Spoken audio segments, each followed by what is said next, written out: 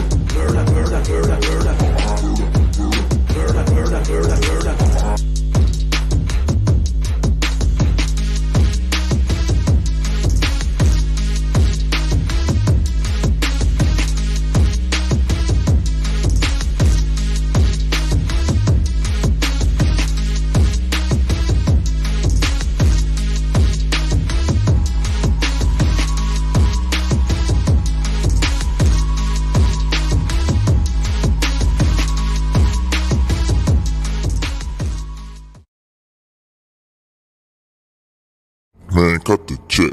Venomous. Oops, hit the wrong button.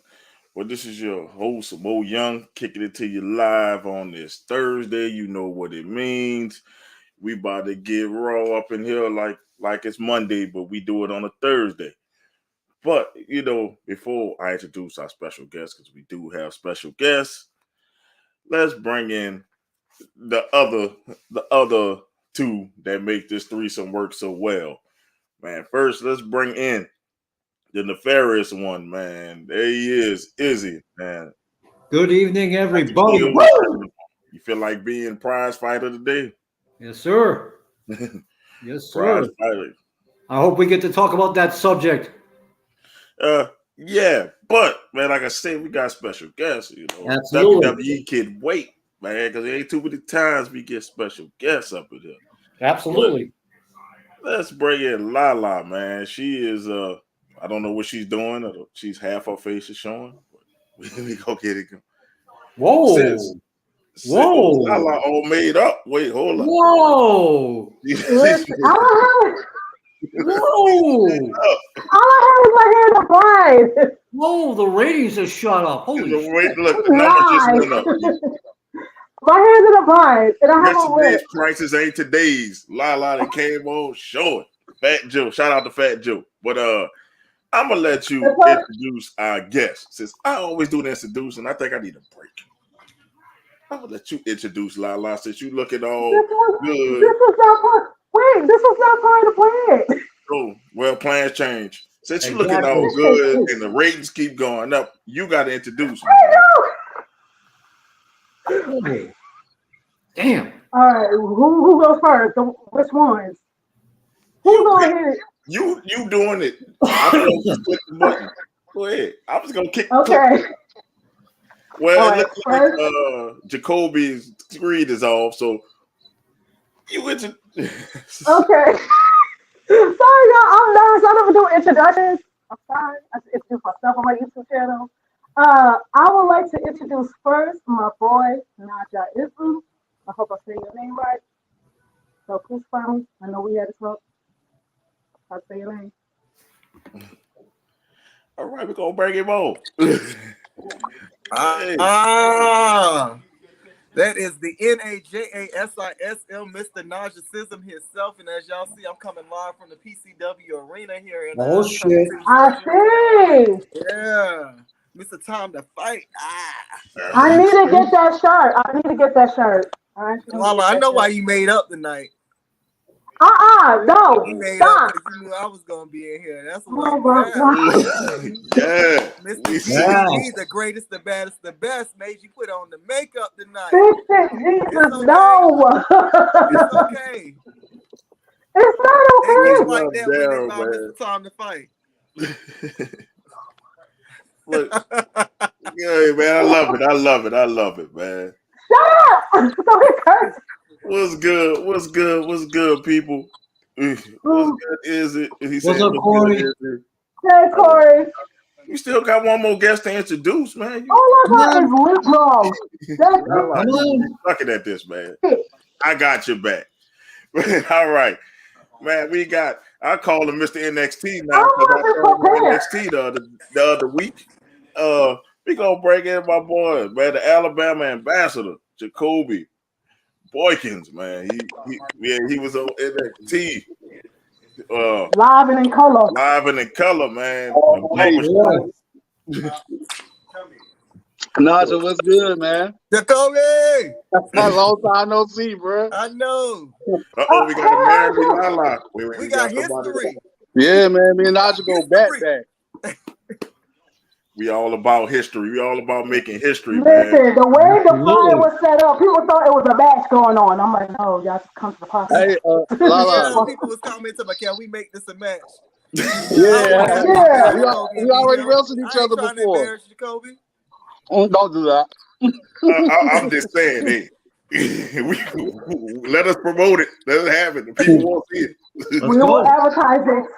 We can run it back as soon as I get this kidney transplant. We'll run it back. Man, I'm just glad y'all fellas chose us to, to join our podcast. Hold on, Jacoby, you in? Huh? You in?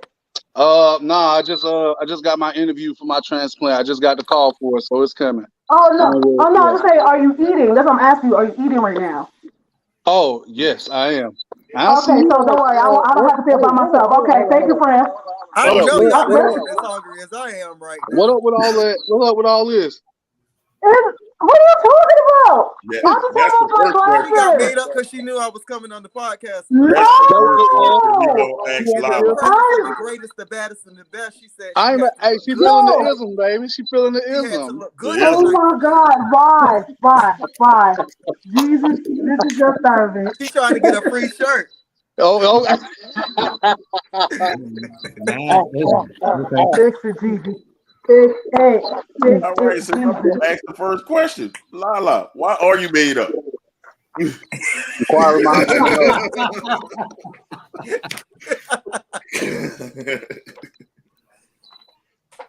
Let's go. As you can see, this was an unplanned question. Come on, the masses want to know. The ratings going up. People will know. She got the eyes. She got the little lip gloss on. Got the head. Yo, this is just. I have my glasses off. The fingernails were painted. Yeah, I kept my glasses off for the interview. I'm struggling seeing right now. Honestly, that's why I'm like this. I'm the only one that tried to bring me glasses. No, I have on my contacts right now because my glasses will get on my nerves. Because 10 hours in front of the screen at my day job, yeah, that's not fun. All right, what's up, boy? Izzy got that again. What's up, Vic? Hey, Vic. Oh man, the people are just commenting. Special guest and she fancy. Hell yeah. Why? Looking like my sweet dream and beautiful nightmare. LaLa, you got the people going crazy. You answer the question. Why were you? Nightmare. I might make an appearance at that No Surrender pay-per-view, but we're gonna talk about that later. I'll make one too if somebody pay me. Okay. I'll make any appearance. Okay. We'll be there. Well, that was terrible. Oh man. Okay. Nah, she did her makeup to acknowledge me. LaLa, you got people going crazy. All right, Izzy, man. They want to know what's up with the half face painting. Half face paint. They want to know about your war paint. Well, as a young child, I was into that. As a child, the wrestlers who captured my attention the most, I wasn't always captured by the in-ring stuff. I was always stories, characters. So Sting is one of my favorite guys. The Road Warriors, Ultimate Warrior, literally anybody that wore paint. I can go down the whole list if you want me to, but that's kind of how the whole paint thing started. And then when I started, I got a little paint in my eye. When I started, not many wrestlers was wearing paint back then. a few years ago, whatever. And I knew it was something as a black wrestler at the time would help me stand out. And I was also doing music at the time, and I wore a little face paint when I was doing music. So my music persona kind of integrated with my wrestling persona, and it just became one person. So that's how Najasism was born. That's what I'm talking about. Yeah, I hope that answered your question, Corey. And all right, can we get some answers for the wrestlers here, man? Y'all, I know LaLa looks good. Exactly. Y'all, I just don't have all my glasses. She's a lip. Yes, I am an affiliate for Lila's Lip Gloss. That is true. They say it's a Tatanka. I guess he talking about the face paint. lip gloss shanty. You want to say lip gloss shorty? I guess he was shorty. My God. All right, man. Let's go. Let's go to some questions. Man. Look, the day I decided not to wear my glasses and wear my contacts. Yeah, that's the day you do. So, Najee, what made you start wrestling? I'm gonna go to you first since my boy Jacoby grubbing down. I'm gonna give him a chance to. I wish I was eating. No, honestly, wrestling has been a part of my life since I was 4 years old. My grandpa started me watching it. I'm just while other people was watching cartoons and everything else that was on TV, I was watching wrestling. I don't care if it was a show that only had jobber matches on it. It didn't matter. As long as wrestling was on TV, I was watching wrestling. It didn't matter. So and you was watching it's Velocity. kind of ironic now. It's too much. And it's kind of hard for me to keep up and hard for me to be in as invested as I used to be. But back then, years ago, you didn't have that many options. You didn't have a whole network where you can go back and watch at any time. So, for me, I've just always loved wrestling. I've always been into martial arts, boxing. I did both while I was a child. I was captain of the wrestling team in high school. I had a scholarship offer to wrestle. So a lot of people see the high flying and everything and might not know the whole technical background where I actually did an amateur wrestle and had a wrestling scholarship and all of that. So, that was my life. I love wrestling. I got a question for you, sir. The first match that got you hooked, what was it? You said the first match that got me hooked? Yes, sir. I could not tell you that answer because I was hooked from the first time I saw a person walk to the ring. Wow. I can't remember one particular match. I have a lot of favorites and standouts. And, some of that information is on my website if you want to go to najasism.info. Anybody that's watching, it's on the flyer, people. But on the flyer. I can't say a specific match. I can tell you some of my favorites if somebody wants to know, like Shawn Michaels for the storytelling, the selling, Ricky Steamboat. No question. Bret Hart, Kurt Angle, Bryan Danielson. As you can see, I love the technicians. Yes. Those are my favorite wrestlers. And I can do all the flippy stuff and all the high flying stuff, but I also love to mat wrestle, chain wrestle. I could chain wrestle for 30 minutes nonstop in practice or in a match because I just love to chain wrestle, counter stuff. Well, Jay, that answers your question, Jay. Mm-hmm. Chain wrestle. Okay. Chain wrestler. Because I saw a couple of your videos. I'm like, I thought you were a high flyer at first when I saw some of your videos. And then now it's interesting to see that you're a chain wrestler. That's an interesting style. Yeah, and a lot of my matches that I've done recently over the past couple of weeks, I've showcased more of the chain wrestling, the mat ground, and submission wrestling. I just wrestled Cal Matthews a few weeks ago, who is that's funny. Technical Wrestler Award is named after him. So I really wanted to take that match to showcase my mat skills and everything that I could do in the ring. Good stuff. Oh, yeah, good. All right, Jacoby, since you look like you finished a little bit. I mean, I'm good. It don't matter, bro. Hey, bro. Hey, I had dialysis today, bro. I'm trying to get all my strength back. No, I get you. No, listen, I don't feel bad though. No, you can eat. I don't feel bad because I was eating too, and I was like, LaLa, you always eat. But see, that's the difference. So we got guests, okay? So that's why you dressed up. I got you. Dress up for the guests with it just more Izzy, man. Bonnets be on and I don't know where to bodies. I do bodies on my TikTok. You know you got to get dressed and company come over. Jacoby, they won't know what your style of wrestling is. I mean, well, shit. It's almost kind of self-explanatory. I'm a powerhouse. I have been, always will be, but I'm extremely fast for my size. At least that's what I get told. A lot of people compare me to a rhino.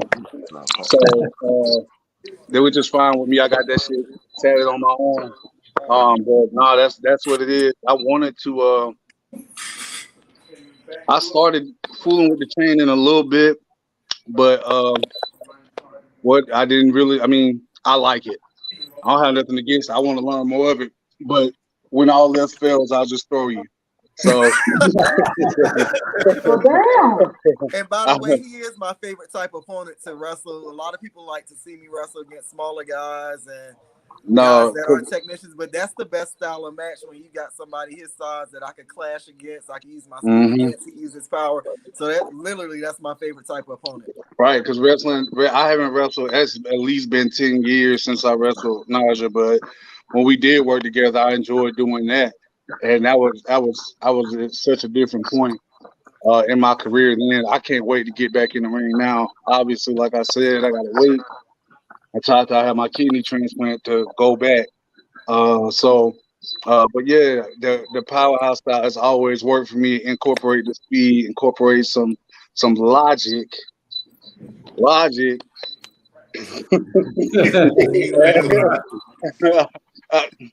Hey man, make it make sense. So that's what I'm all about. I'm gonna punch you, slam you, and throw you until you don't get up. And that has worked. I'm gonna tell you this: I've won a lot more matches than I lost. We'll just put it that way. With that style, that's a great style. Just gonna punch you, throw you, and slam you until you don't get up. That's made a lot of wrestlers a lot of money. So make that a shirt. Make that a shirt. Now I'm nowhere near. I'm no high flyer. Like the most I'm getting on the ropes is if I'm hitting you with a Vader bomb, and that's all I really need. If I'm doing anything else, I'm doing too much, unless it's more sometimes. So you'll get a Vader bomb. Other than that, the only time you're gonna see me near top rope is if I'm throwing you off of it, and there it is. Yeah, they want to know. Vic want to know what promotions have you guys wrestled? What promotion y'all working for? Goddamn. Let's see. I worked at APW in Chester, APW in Royston, Anarchy when it was NWA Anarchy. When it was whenever it's been, every time it changed, I worked there because it changed quite a bit for a few short years. Of course, I've just been up and down the East Coast, man. I worked for some promotions in Jersey before. I went to Chicago back in 2019. That was pretty fun. North Carolina, like anywhere up and down the East Coast. When I go back on the road, I'm trying to expand a little bit more. But I've had fun doing what I'm doing. I got plans for when I come back. What about you, Najee? For me, I'm in expansion mode right now. I'm hitting up different promotions and on the West Coast, up north, here on the East Coast, Florida. But currently right now I'm at Southern Fried here in Georgia. Plastic champion there. I'm at Anarchy, which Jacoby spoke about. PCW is my home promotion where I'm at right now here at training. As you can see the ring. They're in there training. Live in color. Pro South in Alabama. I'm a tag champ there right now. I need to holler at you about that one. Okay. You know, they need somebody your size to come on in and do some work. But just expanding out. Have a show here March 4th, Deep South Wrestling. You know, a few people who wrestle there like The Miz and currently Nick Patrick, WWE former and WCW former referee, runs Deep South, and they're having their first show back on March 4th. And I'll be there for the first time wrestling Skrilla the Great. So I'm excited about that. And it's in downtown Atlanta. And it's a free show in downtown Atlanta. Hey. So that's in Atlanta. Something. Yeah, you can come out and see. I can't go. It's a school night. I can't go. School night. I gotta work the next day. Naja, they want to know who did you get trained by and where do you get the name from? Like I said, I did music as I entered into the business. So I've always wanted to have original theme music. So I recorded the theme song, and one of my friends, Chris Cold Blooded, did the track. He's worked with a lot of mainstream artists, and he's a DJ here in Atlanta. So the track came from him, and trained by Stephen Platinum, who was the creator of Platinum Championship Wrestling. He's one of the main commentators for Georgia wrestling history right now, where they review all the wrestling shows here in Georgia. And who else I trained with?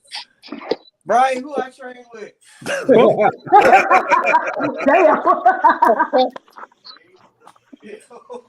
I'm talking about when we used to train back in the day. Come to the camera. Oh yeah, Jay Fury, Aiden. Oh Aiden man, Young. I ain't heard that name Oh in a yeah, minute. Austin Creed, Xavier Woods. Oh shit! There you go. King Woods. He's quick story. My first time going out of town as a wrestler, he took me out of town. He took me to a Ring of Honor show. That was my first time. And it was right before he got signed for WWE. So that was my first experience being on the road as a wrestler. Went to a Ring of Honor show. Learned a lot from him from those few months that we got to train, because he literally got released from TNA, I think around the time I started to train, and he came in and started working with us. And that week that he got signed by WWE, we were supposed to actually have a match. And I was kind of pissed off because I was like, yeah, man, I get to have my match against, Austin. But he got signed, so it is what it is. And I was just beginning at that point. Man, tell your mans to get rid of that crown, though. I'm not. You know he like that video game crown. That's the video game crown. We gonna leave him alone. If Jacoby been on the show before, I don't have a filter. I'll be trying to keep. He rolled to the beat of his own drum.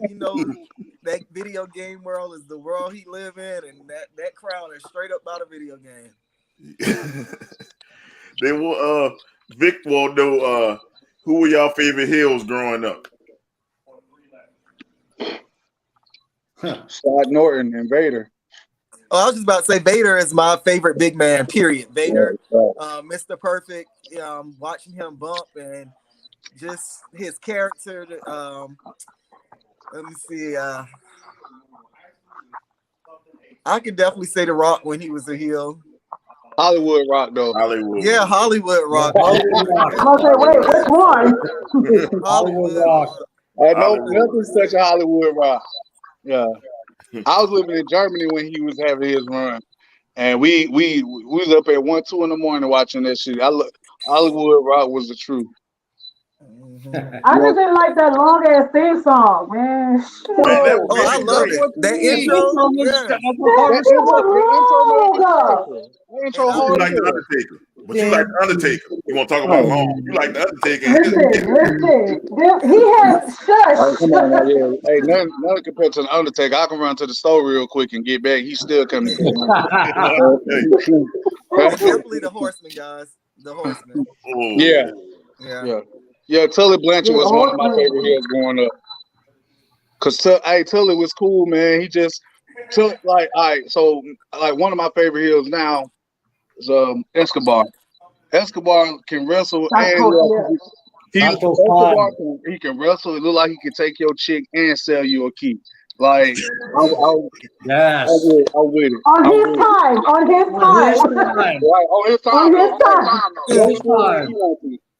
I hate shout out to him for coming. Hey, shout out to him for the Eddie Guerrero tribute the other night. That shit was hard. Yeah. Yes. I might be in the minority, but I can't really watch too much of 2.0 right now. I'm just not. I train one of the dudes there, man. So I'm gonna watch it faithfully. I know a lot of people on that roster and shit. I was just on their TV, so I'm gonna look. Yes, you were. Yeah. So. Well, tell the people who you trained. Tell the people who you trained. I trained Trick Williams. So I trained Trick Williams. He's from here in Columbia, South Carolina. So I met him I ironically met Trick Williams while I was cutting a promo for a title match. As a matter of fact, I think I was getting ready to have at one time I was the AIWF East Coast champion. I had this tremendously large gold belt that people called the Jacoby belt because they was like nobody else should have it. It's just that big. So I kind of ran with that. But it was Montana. I was getting ready to wrestle Montana Black. And I was cutting a promo and he had already had a tryout. He told me that because he used to play in the NFL. So he had already had a tryout and they wanted him to train a little bit more and come back in 6 months. And he met me during that time period. Like I said, he met me while I was cutting the promo. And there was some folks up here trying to bust him on head on training prices, but I just took him under my wing and said, I ain't going to charge you. You just got to drive us to where we need to train at. You do that, I'll train you. That was 2019. What is it, 2022? Look where he at. So, that's good, man. That's the only thing I'm taking credit for that man, because I told him, he asked me what I wanted from him. I said, I don't want nothing. I just want you to be successful. I didn't have nobody to do that for me when I came in. It was about, it's wrestling. So it's about money and what folks can get up out of you. You know what I'm saying? It's a real, that dark side of the ring shit is true. It's a real ugly side to this business. And to me, I'm going to comment on that because this, I took my break from wrestling and came back in 2020. And when I came back, it was a whole different type of atmosphere in the locker room. The team aspect, how people support each other online. It's just it is night and day. Right. It is. Because when I came compared in to what it was like when we broke into the business. Right. Because when I came in, you got to think, man, I came in, it was this 2020. God damn, it's been almost 20 years. I broke in 05. That's when I started training. Oh shoot, that's not good high school. And then I didn't have my first, like, because here in South Carolina you got to be licensed. So I was on and off training for 3 years. I had my first match February 2nd, 2008. Now it was dope. I can't even flex. It was, as a matter of fact, that was my first match. Was probably one of my best matches, but which a lot of people can't say. But we put that thing together and we knocked it out the park. So bad that the only pop louder than us was Sabu jumping off a stage that night. So, and that was the main event. Like when we went to the back, everybody was like, "Well, goddamn, what are we gonna do?" You know what I'm saying? That's not. And my first match was a triple threat. Like I chose it to be a triple threat because I had trained with 2 other guys, and they had a one-on-one match because they had finished training before me. They had a one-on-one match 2 weeks prior, and then they said, "Okay, it's your turn. Which one of them do you want to wrestle?" I said, "I've been working with these dudes for years. So let's just have both of them in the match." And they was like, "You want your first match to be a triple threat?" I said, "Well, sure, I'm gonna have to have one eventually." So we did it. We knocked it out of the park. My very first match was a 5-star match. It was well put together, and we had good people behind us. I got trained. I trained with CWA here in South Carolina. Roger Gleaton owns that place, but David Garrett is the one who trained me. And that shit sucked. Oh God. That's what made basic training so easy when I went into the Army. Wrestling training got me ready for that. So I'm veering off the subject. But yeah, anyway, I trained Trick, and I'm glad he is where he is because I didn't want him to get raped by these other folks on prices or what they can do. I ain't make him no fake promises. He would pick me up after I got off work. We would go train in Chester, South Carolina, and then we'll come back, and the rest is history. Yeah, they Yo, want to know how what's popping in South Carolina? I'm licensed there. What's popping? Hey man, I definitely need you to come up to Chester, man. Let me know. Yeah, Chester is a very consistent show. They run every 2 weeks. I think it's the 2nd and 4th Friday every month. So when I go back to knock the ring rust off, I'm going straight back there. So that I worked for the APW in Royston for some years, but I'm not driving way out there for what that situation was. But Chester is like an hour from me, so I'll go up there anytime and get that work in. I can't wait to get back in the ring. I haven't wrestled since last July. But shit, yeah. So, well, see, when I was wrestling, I was blowed up, and I said, man, I know I ain't out of shape that bad, but I was having congestive heart failure while I was wrestling. So, yeah, bro. So I was really sick, and then they had to. My body was retaining too much fluid. Like I'm down to about. I'm still a big guy, but I'm like 270, 275, 280 now. But when I was sick, I was almost like 370. So I have almost like 100 pounds of fluid on me. Like I was about to die again. So they had to correct that problem. So it's been crazy, man. I'm just ready to get back in the ring, though, you know? CHS is no joke. Trust me. I've had to deal with it. And it's just no fucking joke. Kobe, they want to know how your experience was on 2.0. I didn't mean to cut you off, but you know. No, you good. It was cool because I know so many people there already. So it went really out the ordinary for me. Like I've wrestled over half that roster, or been on the road, or in the locker room with over half that roster. You know what I'm saying? And I only saw so many people while I was down there. Where we shot that scene. It wasn't like we was at the performance center on the grounds. We was at a real barbershop over real barbers. That's their spot. You know what I'm saying? It's a nice spot, by the way. So if you're in Orlando, you need to go to Cut Wiz. Them boys in the business. But it was dope. As a matter of fact, besides Mello and of course Trick, the only other person I talked to Jeremy Borax for a while, and a lot of the other directors, because they was just pleased with what I'd done. They didn't even know I was a worker at first until we did the scene. And they said, "Have you done this before?" I said, "I'm a worker." They said, "Well, we can tell."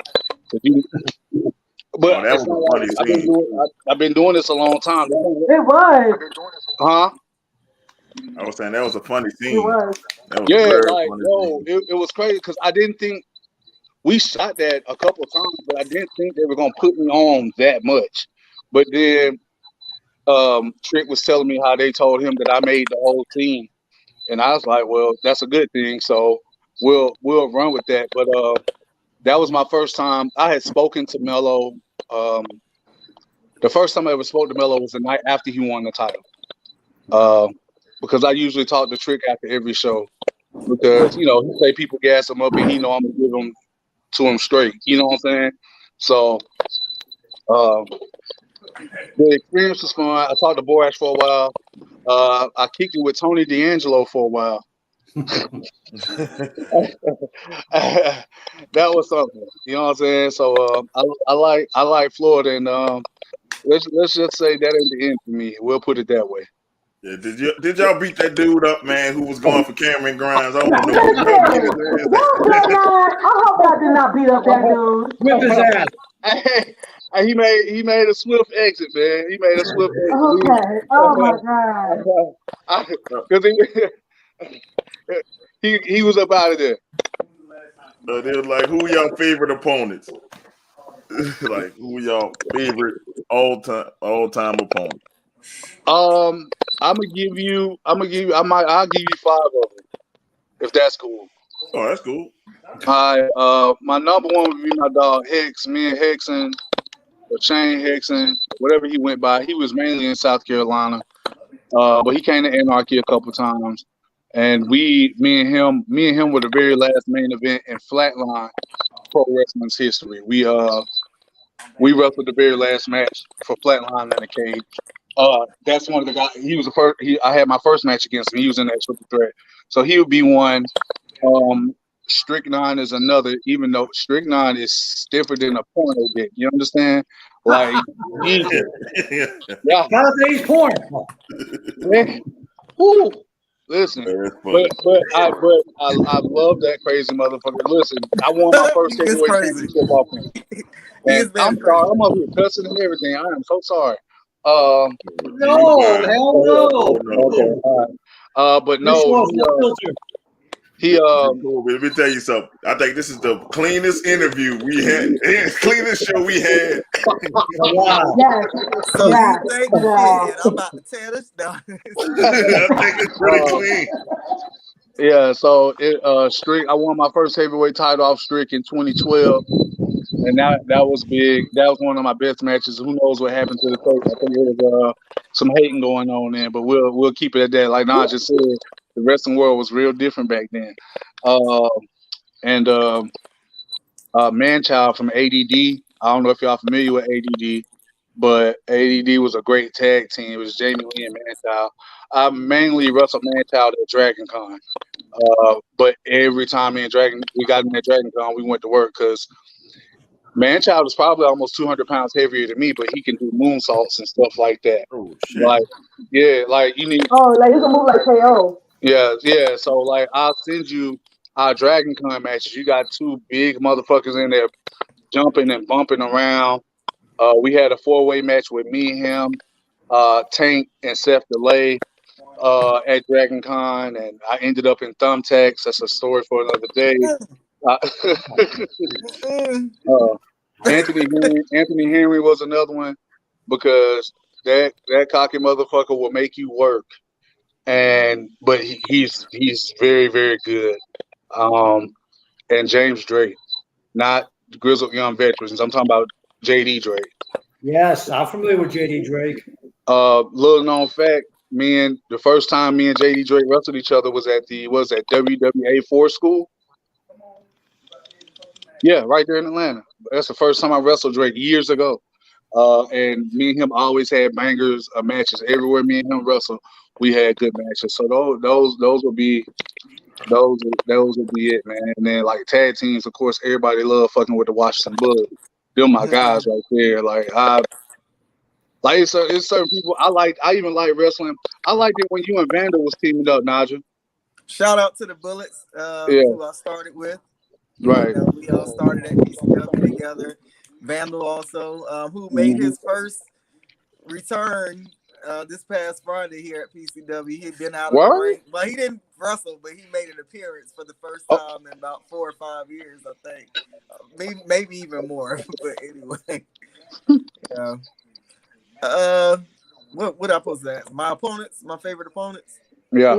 All right, so I had a long break from wrestling, so I'll do 2 before my break, and I'll do 2 since I made my comeback. Before my break, I think one of the people who I had a lot of chemistry with is Fred Yehi, who is tearing it up right now at the New Japan dojo. We always had good matches, good chemistry. We were putting on a style of match that a lot of other people wasn't putting on here in Georgia at the time. I'll say De La Vega. What? Oh man, that's my G. So De La Vega, who you've wrestled, who's one of my best friends in the world. He is in LA right now as an animator working, and he's making a comeback into wrestling right now, working on some things. Dope. So, that's a good dude, man. That's a good dude. Yeah.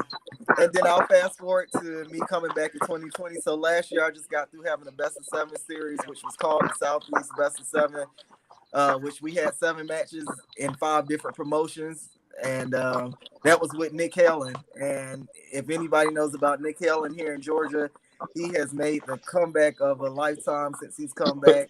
He's wrestling at several different promotions, Anarchy, Southern Fried, PCW. He's all over the place, and he puts on nothing but bangers. And then most recently, Rob Killjoy. Me and Rob Killjoy have had 2 matches. We had the very first match at Pro South this year, and that match was highly touted, blogged about, talked about, and everything. And then we did a second match maybe like a month later. Same thing happened with that match, and so we're moving towards having a third match coming up in about a month or 2 that maybe, I don't know if it's going to be 2 out of 3 falls or an Iron Man match, but it's going to be a banger. So it don't matter. That you gotta have your work boots on with that guy. No, he got to have his work boots on for me. I love everybody got to have work boots on for me because the comeback has been serious. So, that has been my thing. Every show I'm on, showing out, making sure my match is different from everybody else. That's what you need to talk to about Chester too. Okay. So me and Rob have really the chemistry is there. The first time we wrestled, we had like a 20-minute banger, and it was our first. We met each other like 30 minutes before the match, and hey, it was what it was. So yeah. Well, he called like 800 spots, though, didn't he? That's okay with you, brother? Okay, good. I'm good with it because that's what I've been training for, and a lot of people when they watch me wrestle, they like slow down. But I don't train to wrestle the style of match that's already here in Georgia. I train to wrestle the style of match that I'm watching on TV every week, or I'm watching at these bigger promotions I want to work at, because they're not slowing down. And I have to be able to do my style of match, which is build. That's for me to do. I slow the pace down. That's my job. I got you. Yeah, then build it up to my fast-paced stuff. I can't always do that if I go to a bigger promotion that wants you to put on a 5-minute quick banger match. So I got to be able to do each style of match. So that's been my thought process on training, being able to do what I like to do in the ring and also what I don't like, and bang, bang, bang, quick, spot. Mm-hmm. All right, they were saying your dream opponents from now or the past. Brian Danielson. All right. Oh, we will. The American Dragon. Yeah. David Richards, Brian Danielson, Samoa Joe. Yep. I'm not gonna steal none of your answers, even though I like those. So I'm not gonna steal none of those. Do you have any more though? I'm interested in hearing it.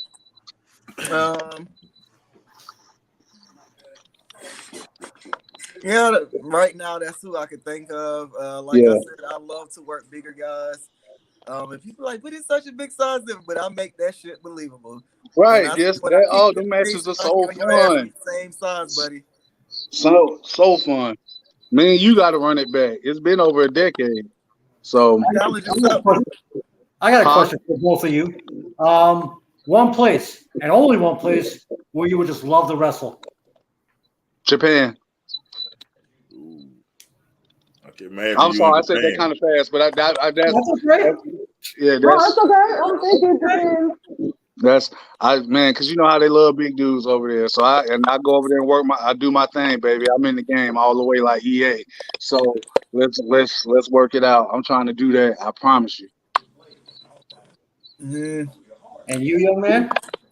I'll go ahead and say AEW. I just know with my size and my style of wrestling, I feel like I can stand out and really bring something to the table there. I've never wanted to work for WWE. I've always been a WWE and WCW fan. That's what I grew up on watching, and I've always wanted to stay a fan. If I ever got to work in WWE, I would want to work in a producer or behind the scenes role, something like that. They need fresh eyes. They need some fresh eyes, like today. But the problem with that is you're working for an audience of one. That's the problem. And I even had somebody that was there when they started to when I was on my break from wrestling in 2016, someone was there that had a plug and was like, look, we hiring cruiserweights. You would be perfect to fit in. And I was like, at the time I wasn't wrestling. I was like, well, eventually if I decide to come back, I'll definitely reach out and all of that. But it's just has never been a goal of mine. And that's just me being honest. Like, I never wanted to start working for the company. And then when I start working for the company, starting to hate the company. Right, you lose your love for it. Yeah, it makes sense. It's just you going there now, it feels like a job. I just work here. Yeah, I don't want to. I never want to. I just work here because it's what I love. No matter how bad it gets, no matter how good it is, I'm still gonna watch Raw every week, even though I hate some of the stuff they do, or how the show moves and all that. I can't stop watching it. Right. Exactly. It's okay. It's okay. Yeah. It's like an abusive relationship. It really is. Yeah. I can watch the whole show. I'm still gonna watch next week. We gonna watch Raw. We gonna watch, NXT. Watching Raw is just like, we Tina Turner and the WWE is like, we just I know it's bad. When they switched over from the black and gold to the 2.0, I watched the first 3 weeks. And I was kind of guy. I was a little salty. I was like, how you gonna take away my getting a little better. A little. It's getting a little better. You gotta give it time. You gotta give it time, man. They gotta build these people. I told everybody. So everybody that complains about 2.0, I told them this. I was like, but you gotta look at it. In 1992, when WWE decided to go to the smaller guys, Brett, Shine, the new generation and all of that, everybody complained But I was Yeah, like, they this did. is what WWE has always done. Whenever business is down, they switch to going to a young format. Same thing they did in the Attitude Era.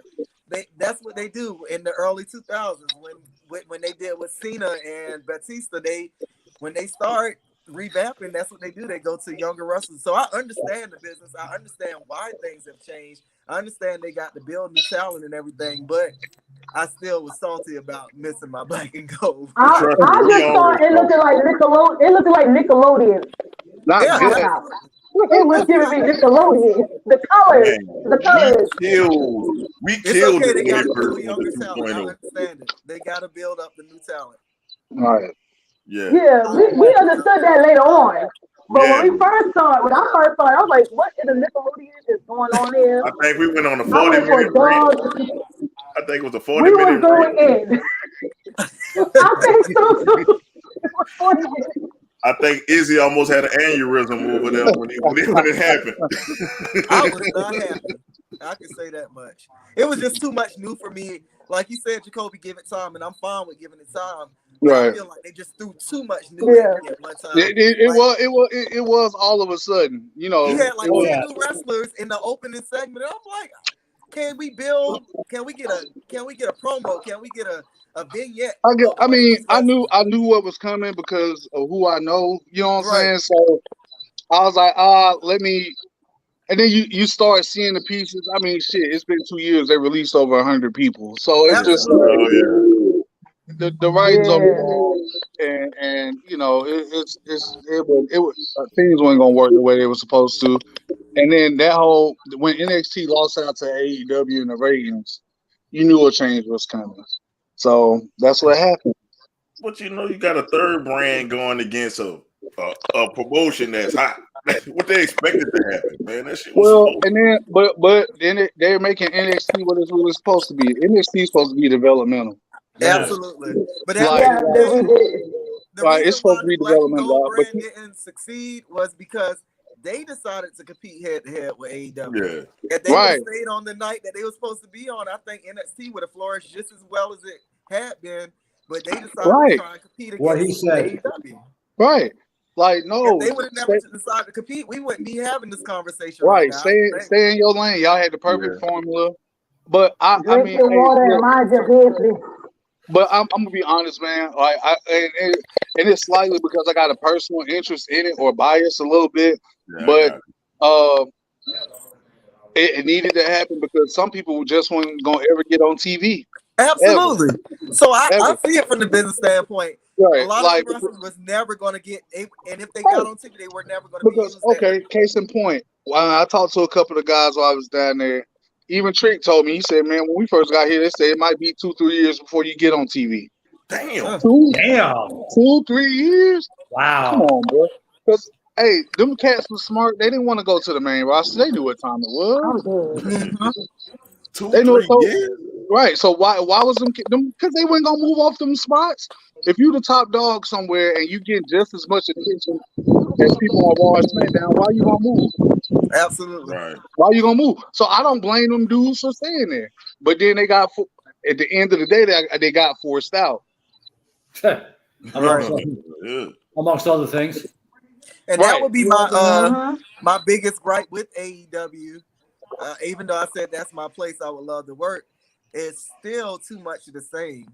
Like, it's too many indie wrestlers with the same style. And stand out. And then it's too much overuse of some of the same talent. That part. On a regular basis. You got a deep roster. Use it.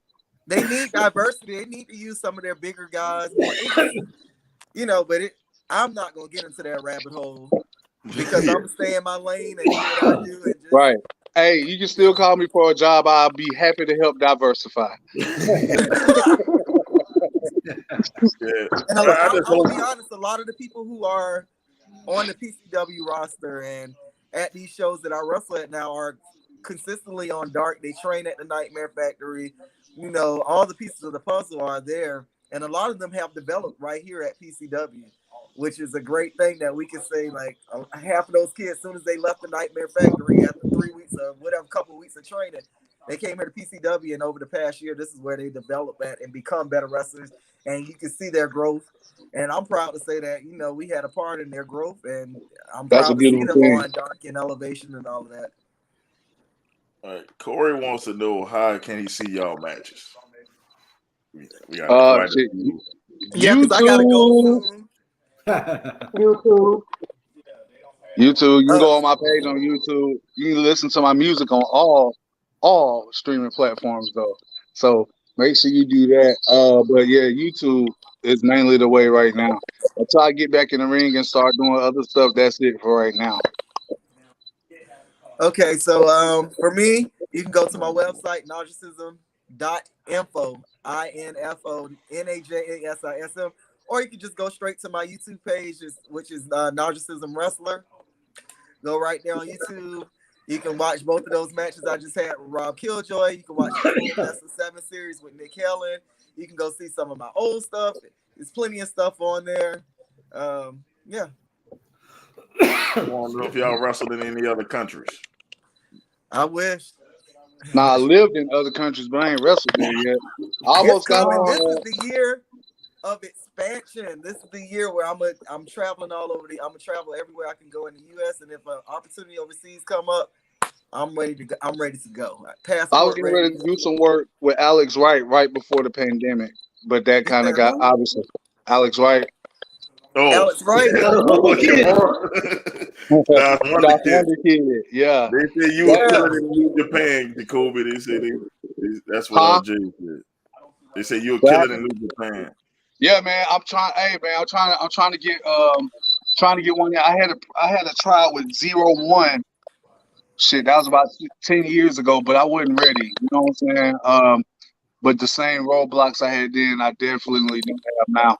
A lot of my problems is me being my own problem, being in my own way. So once I alleviated that, man, it's been go time. But this pandemic killed me literally. So I've been bouncing back from that since it was at 2020 when I died. I died in 2020 and came back. Yeah. So I just been glad you're back, bro. Yeah, man. That's some wild shit. That's a trip I ain't trying to take no time soon. When I do go the next time, I just needed to be there because I ain't trying to see none of that no more. That was wild. But I got a question for both of y'all. What up? I'm gonna touch on what you just said. Can I touch on what he just said right quick on the whole? Oh yeah, no, go ahead. When that pandemic hit, it was a big. So, like I said, I started that training at the beginning of 2020. But in March of 2020, I got in a bad car accident and I couldn't wrestle for 6 months. You know, chiropractic, everything on my comeback trail, and then had my first batch back the first month of 2021. And basically, I said all of that to say, whatever's for you is for you, and you want it, you're gonna get it. Like I said, I'm this the year of expansion. If I get the chance to go overseas, people always fantasy book me. Like, I can see you against this person in New Japan, blah, blah, blah, blah, blah. Keep pushing forward, keep doing what you do. That's my advice to every wrestler out there right now. Keep pushing forward, keep pressing forward. Don't get into this mode where social pressure has you comparing yourself to everybody. Oh, they doing this over here, so I gotta do this. Stay in your lane, do what you got to do. Right. Your journey is your journey. My piece of advice is be your own cool. That's gonna help you get further than anything else. Be cool to you. Fuck everybody else. You got to be cool to you. Like, I'm very cool to yourself more than anybody else. Listen. I talk enough shit to wake a dead man up. You understand what I'm saying? I'm gonna do me. I'm gonna do what's comfortable for me. And then I'm gonna go out to the ring, whether I'm talking, whether I'm commentating, whether I'm working, it don't matter. I'm gonna go do me, and I'm gonna be comfortable with me. Be comfortable with you, and know your limitations, know your parameters, and know what you want to expand to do. But be your own cool, because you can be comfortable with you and do anything. I promise you, because if I can fight through all this shit I'm fighting through now, and I ain't trying to do no testimonial, but the shit I've been through the last 2 years, a lot of people won't make it through. It is what it is. I've been through 2 car wrecks. I died in the hospital bed. I lost my mind a little bit. I went blind. I couldn't walk for a little while. Like, I'm beating all that shit on a consistent basis. God bless you, brother. Right. So I'm still going. Like the central vision in my right eye is shot. I don't even really have that no more. But I ain't letting that stop me. I'm not letting that deter me. I'm working on my second album now. I'm about to finish these music videos. It's nothing needs to stop you from being your best you. So be your own cool and get that shit done. That's And what I wherever you want to did see me, when if you want to see me want to wrestle somewhere, tell the damn promoters. Because someone act like they can't hear. So you got to get in that ear. Shit. Somebody give me a Naja book somewhere when I'm done. I want that again. Because I heard what he said he was on Embarrass Me earlier. So I heard that. My ear is small, but I picked that shit right on up, my boy. I said, you know what? He'll run circles around me, but if I catch him, Rey Mysterio against the truck, huh? Like he hit the production truck. No, oh come on now. I like Najee. I don't. It's friendly. It's a strong spirited competition. Okay, I'm not trying to kill my guy. I know. I'm just saying. That's one of the best. Oh no, you Mo just want to call the match. I just want to call which one was worse, the truck or when he got slung into the ring post on the stretcher, on the gurney? That ring post. On that ring stretch. Ring post, man. Ring post. Because he hit his fucking head. He smacked.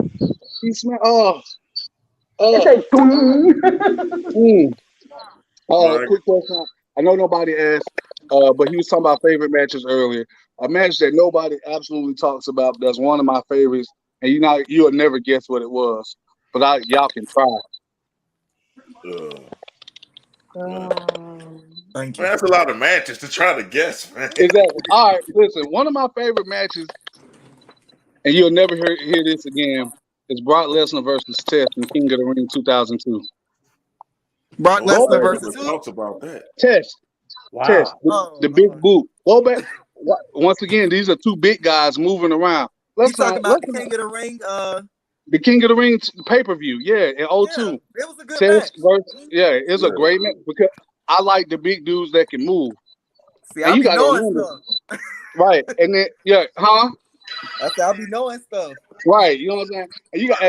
Let's not like Test and have the coldest big boot in wrestling. I ain't fucking with Terry. I'm talking about Test. Test had the coldest big boot in wrestling. Let's just call it what it was. Oh, that was a mean boot. Yeah, that was a mean boot. You walking to that shit. You can't. Yeah, he married. Walking to that shit. Right. So between that's one of my favorite matches. Angle and Benoit at the 03 Royal Rumble is. I was just about to look. That is my favorite match between them. The intensity, the way Benoit had that crowd. Even though he lost that match, he still won. That's what I'm saying. That's what I'm talking about. Getting over. You don't have to win to get over. And that match is a perfect example of that. He lost, but it made you want to see him as champion so bad. And then they swerved your ass because you thought he was gonna fight him at WrestleMania, and that motherfucker switched to Raw the next year. Like I said, this. I'll throw a match out there too. Brett and Mr. Perfect, SummerSlam 91. That's Shawn and Kurt, Shawn and Undertaker at WrestleMania 25.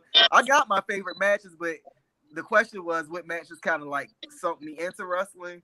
Yes. I mean, those are matches that sunk me into wrestling. Those are matches that I just love, not just matches that brought me into wrestling. I'm gonna be honest, I don't really fuck with neither one of them. I damn sure don't fuck with Terry because I was watching wrestling way before this. But if you went fucking with wrestling after WrestleMania 6, I don't know what your problem was because WrestleMania 6. You know what I'm saying? Warrior and Hogan tore it up. I don't care what nobody say. Warrior and Hogan tore it up. We hate Hulk Hogan. We hate Hulk Hogan. You're not wrong. You're not wrong. They did the least amount of work, but got the most reaction. That's a good match. That's a damn good match. I don't care what nobody say. They told a wonderful story. Yes. They were obviously both of them was over like hell. And they built it perfectly from the time it was just them two in the ring at the Royal Rumble. From that time, once again, this is what I'm talking about. Well told stories. That you just can't, man. Come on, brother.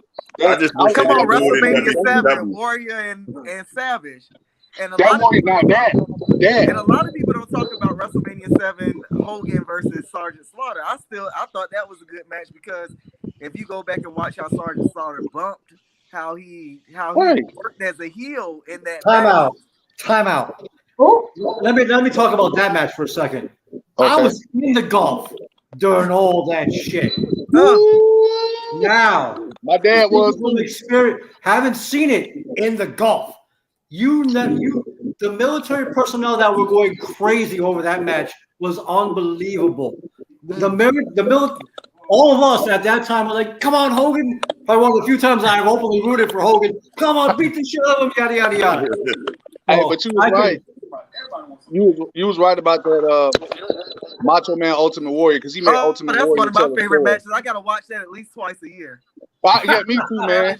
Because all right, let's call it nothing. Let's call it nothing. Let's not act like Macho Man didn't have the coldest elbow drop in wrestling history, like the coldest. He Like, did. and it was flawless as fuck. Let's be honest. That motherfucker flew through the air, and it could have just said 10, 10, 10, 10 while he was flying through the air. And Look, he hit like 4 of them shits in that match, like 4 or 5 of them shits. And then he let the Warrior pin him with the foot on the chest. Oh, yes. and then the shit And was he sharing. laid that match out. Patterson probably had. You know, Warrior didn't do it. But hey, even if he didn't do it though, he executed. And that's the whole thing. He executed. And that's the whole point. Because you can have a million motherfuckers that know 300,000 spots, but can't execute a goddamn thing. And he got me wearing face paint. So he did something. He did something to make me got me wearing. I'm saying I used to run through the house like Warrior, man. I admit that story. They made the match super important because the motherfucker walked to the ring that night. Let's not forget he walked. So the Ultimate Warrior walks to the ring. What's the wrestling buddy things? What's the my buddies? The wrestling things. The wrestling buddies. I had the big boss man. Yeah, I had the big boss man when my mama couldn't find the Ultimate Warrior. I had a motherfucking boss man. If you ever take a trip. The Boss Man used to get it. I can tell you, Boss Man used to get it. Boss Man is another one of my favorite big man workers. If he, I don't know if he was racist or not, but he had that Confederate flag tattoo. They always rubbed me the wrong way. But if we talking about the patch on the police shirt, you used to have a Confederate flag patch on. Because when I was little, I didn't know that. Oh yeah. Oh, you didn't ruin LaLa's childhood. Okay, we're to the segment now of ruining LaLa's childhood. You better not take that trip to Cobb County, Georgia. And exactly. No. Every time I would go through Georgia, I would look for Hazard County and the Big Boss Man. Every time.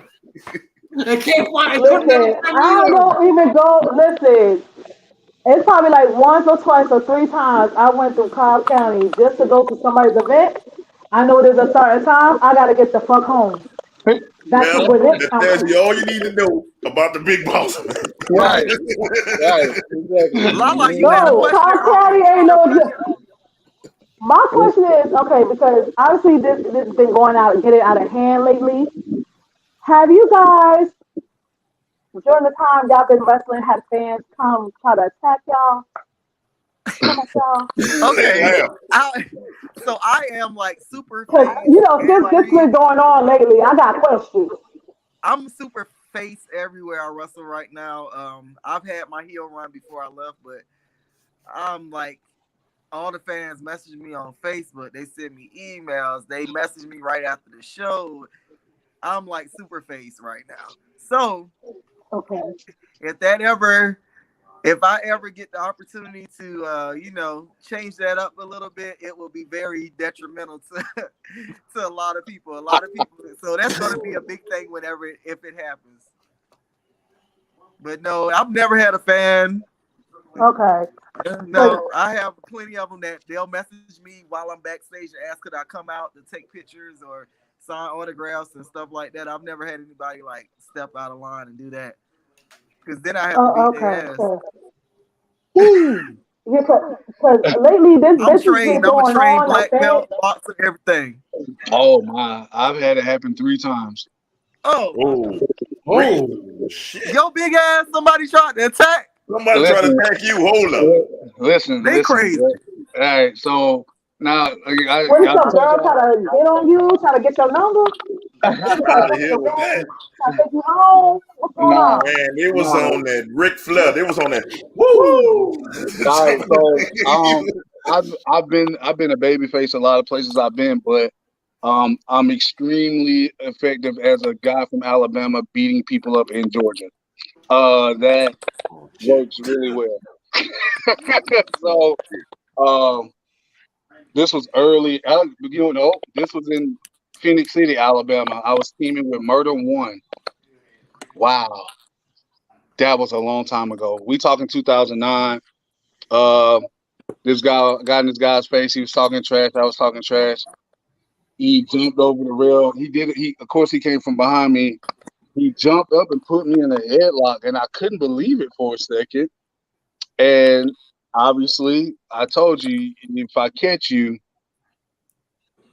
yeah. So I catch me outside, homie. he tried to put me in the airline. He was squeezing. It was funny to me, and I picked him up. I slammed him on the ground. I drew back. Murder One pulled me off of him. He said, "Nah, he retarded. Don't hit him, please. Don't kill him." Oh, I'm like, somebody saved this young man's life because I was about to end it right there. I had a fan try me in Royston. It really didn't end up good for him. Uh, yeah, so that was really bad because nobody came to help him out. Like it lasted because security didn't stop me or nothing. But to them, they was like, if he put himself in that position, he gonna get what he get. And then that was twice in Royston. Yeah. Yeah. And then of course like Naja said, people send you messages and all that. And then but I told plenty of people, if you got something to say, come beat my ass and say it in my face. Obviously that did not happen. I don't mind telling you the story. You can pull up on me. It'll be the last pull up you do though. They can get So you out them this sticks and kind of Connie. just I don't play that. Where we from, we don't play that, man. Just don't. I don't do the threats. I'm here to perform. I'm here to do my job, and I'm here to roll out after I'm done. I don't fuck with you. Don't fuck with me. Keep it pushing. Have a good time. Go buy some merchandise. Get a picture, but don't. Don't. Man, but Georgia be real. I did not know that I'm from Georgia, so I just live here. Like I said, I just work there. I just live here. Yeah. I just live here. But anytime I'm on the show, they give people fair warning about that whole. Like it's like, oh, we got to give the Jacoby warning because we'll need what happened to happen again. Because Bundy tried to press charges on me and everything, but he couldn't because he attacked me. You know what I'm saying? Right. So Self-defense. right, because I fucked him up and I had to. It was like, what who would I be if I didn't fuck him up? Like, I got to show. Huh? No, this reminds me of New Jack when New Jack got his opponent tried to press charges on him. Oh yeah, for the cut. Not Big Brown. Yeah, all right. I think Dodgers has to go leave us pretty soon. Like so, give the people the last impression where they can find you, any projects, All right, guys. So you can go on Pro Wrestling Tees /Najasism to buy the It's Time to Fight shirt, and I got about 16 other shirts on there. And my YouTube, Najasism Wrestler, all my matches and stuff on there. Or you can go to my website, najasism.info. And I'm here in Georgia tearing it up, and hopefully I can come to a city near you really soon. Oh, definitely. We thank you Come for holler at joining us up here, my boy. We thank you I'm for joining us. coming. We're going to try I'm to get gonna try to come one of your shows. I'm gonna try to come one of your shows, Naja. I swear. Come If it's on. not a school night.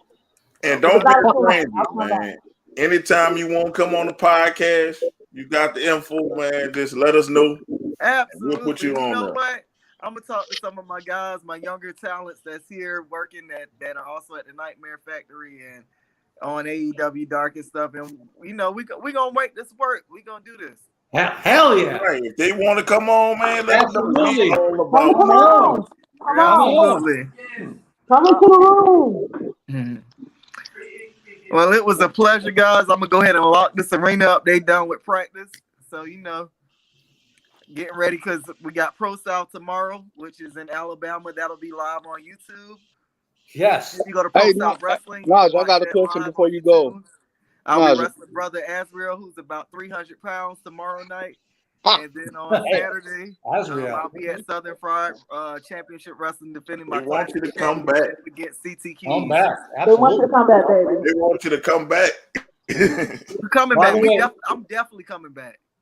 I just subscribed to your YouTube page, and I'm like, holy shit, look at all these matches. So go check it out, people.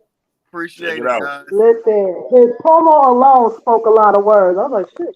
I'm gonna put the promo on the page so y'all can watch it. And definitely, man, that promo was fire. Appreciate it. Thank It y'all for was. having me. I'll definitely be back. Jacoby, good seeing you. Hey, we gonna rock, man. I gotta holler at you. Absolutely. All right, Thank bro. you. Easy. Good night. Thank you so much, sweetheart. All right, what question, Vic? Let me find it, man. We still got Jacoby, so let's see what question, Vic. Like, y'all gotta realize when they talking, I'm not gonna look at the comments, every comment. Because sometimes, like, hey, let me cut you off because somebody, somebody had a question about something up there. Let me cut you off because somebody. Right. Sometimes I was I'll let you asking finish. I'll let questions you that they finish. were answering. They would answer y'all questions, so I'll skip over. Let's see. This one got. Okay, you want to know what your thoughts of them releasing Carlos Cabrera today after 29 years of Spanish County? Damn. What? Okay. There we go. Look, Well, let me say this. One, that's a hell of a run. Oh, That's a hell of a absolutely. run. He got a whole career. He should have enough to retire if he worked there that long, and that's a weekly check for 29 years. Anybody getting released is not a good deal. But hell, who knows that he said, "Hey man, it's time for me to go." You know what I'm saying? So you can feel however you want to feel about it. It's kind of like that's was a personal situation, however you want to take that. But to me, in my opinion, that's a hell of a run. 29 years. Some people don't even live that long. Yeah. So That's the man. He was one of the commentators that any some shit go down, they go straight to the Spanish commentator. the most brutalized table in wrestling history. The Yeah. most brutalized Spanish table. commentary. I don't even know why they had the nothing table. to anyone. It did nothing to no one. But damn, that's shocking to hear, man. But it's not the end of the world. And that man, listen, that man might go straight to AAA. He might. He can do whatever he want to do. MLW. Oh, yeah. Absolutely. Let me go lift this. If he decides to work again, he'll have a job very quickly. Right, exactly. That's what I'm saying. I don't like I said, somebody getting released, I'll never like somebody losing their job. But then again, release is one thing, but he could have been at the end of his contract and it just didn't get renewed. Yeah. 29 years is a hell of a run. So he probably asked like for his release too. He's like, all right, I'm done. All right, Chris asks, what do we think about Dolph Ziggler? I think he means Ziggler. He tried though. I like it. I like him on 2.0. It's a good move. They're not using him on Raw. Right. Let that man be useful where you can get the most out of him. And that's where you're gonna get the most out of him. And he's gonna help them again. NXT is developmental. So you send somebody down there to help them develop. Send a veteran. That's the definition of a veteran right now. A true veteran. Like that man. Because it's not that much veterans left on NXT right now. You got Ciampa, you got Pete Dunne, you got the main event picture is real thin. Yeah. So throw some star power in there because it's not too many people that's even ready for that kind of spotlight. So send the guy down there that can help elevate your champion that you're trying to make a top star anyway. And we all know Dolph Ziggler can work circles around anybody, and we all know he's gonna make Braun Breaker look like $1 million fucking dollars. So it's and God damn it, I hate to sound cliche, but it's best for business. Absolutely. Yes. Yes. Like, you don't want him to go through so many of your stars like Braun Breaker. They're making him right, because then who you gonna build up to finally beat him? Yeah. What you gonna do? Are you gonna do him like you did Cross? You see what I'm saying? Yeah, Right. yeah. Cross could have been so much more. Ooh, Huge. So Jesus. All they had to do was leave him alone. They don't right. let them leave him alone. They Leave had him to alone. Don't touch him. Right, he's there. Let Ziggler go down there and do some good work with him. Ziggler and Ciampa are damn sure about to tear some shit up. Absolutely. So, right. Listen, So after what we saw Tuesday. right. So I'm like, oh, down south slanging, rolling with these hustlers. Like I'm ready to. First of all, let's Wale took that from Master P, but we're gonna go. Yeah. We're gonna go. Yes, he did. Yes, he did. Yeah, because that came straight I'm from from my New mouth. Orleans. Yes, But he did. I'm a no limit. Nobody didn't say anything. Yeah. Down south hustling, all of this slanging. Trying to get rid of these haters and these busters. That is a Master P bar. That is from I'm About It. Like, Yes. Listen, I grew up with wrestling, but I also grew up on No Limit. So it ain't too much I don't know. No, Mo is like folding his arms like a kid. I'm like, what'd you say? I said my cousin raps for No Limit, so I've been on No Limit. Crazy. Really? Tupac? That's my cousin. Really? Blood cousin. That's dope. That's dope. Boy, you learn something new every day. But like I say, blood cousin. So man, look, Master P, man, was it the Calio? My daddy was doing his thing in the Magnolia. Right. So they all know each other. Right. You know them projects right there. You know what I'm saying? They're like a mile or so apart. Right. You can walk to them, bro. Yes.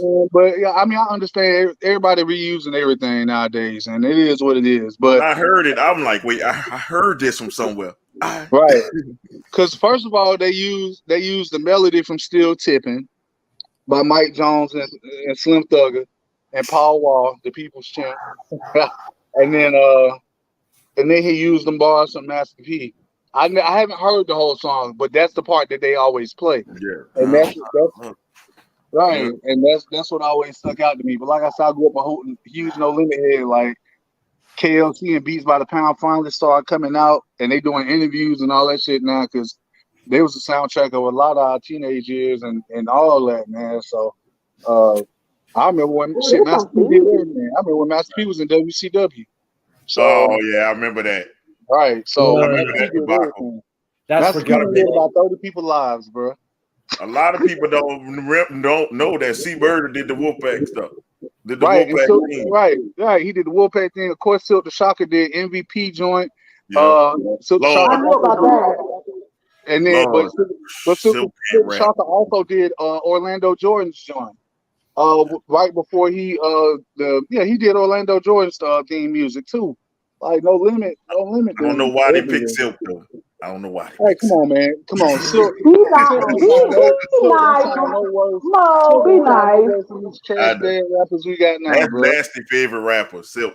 He be always teasing me, be playing. Look at this banger. And we playing Silk bangers. So that's how Charge It to the Game is a classic album. Yeah, it is a classic album. Nobody will ever convince me different, bro. I got I'm gonna say not because of Silk. It's not a classic album because of Silk. It's a classic album because everybody else was on it.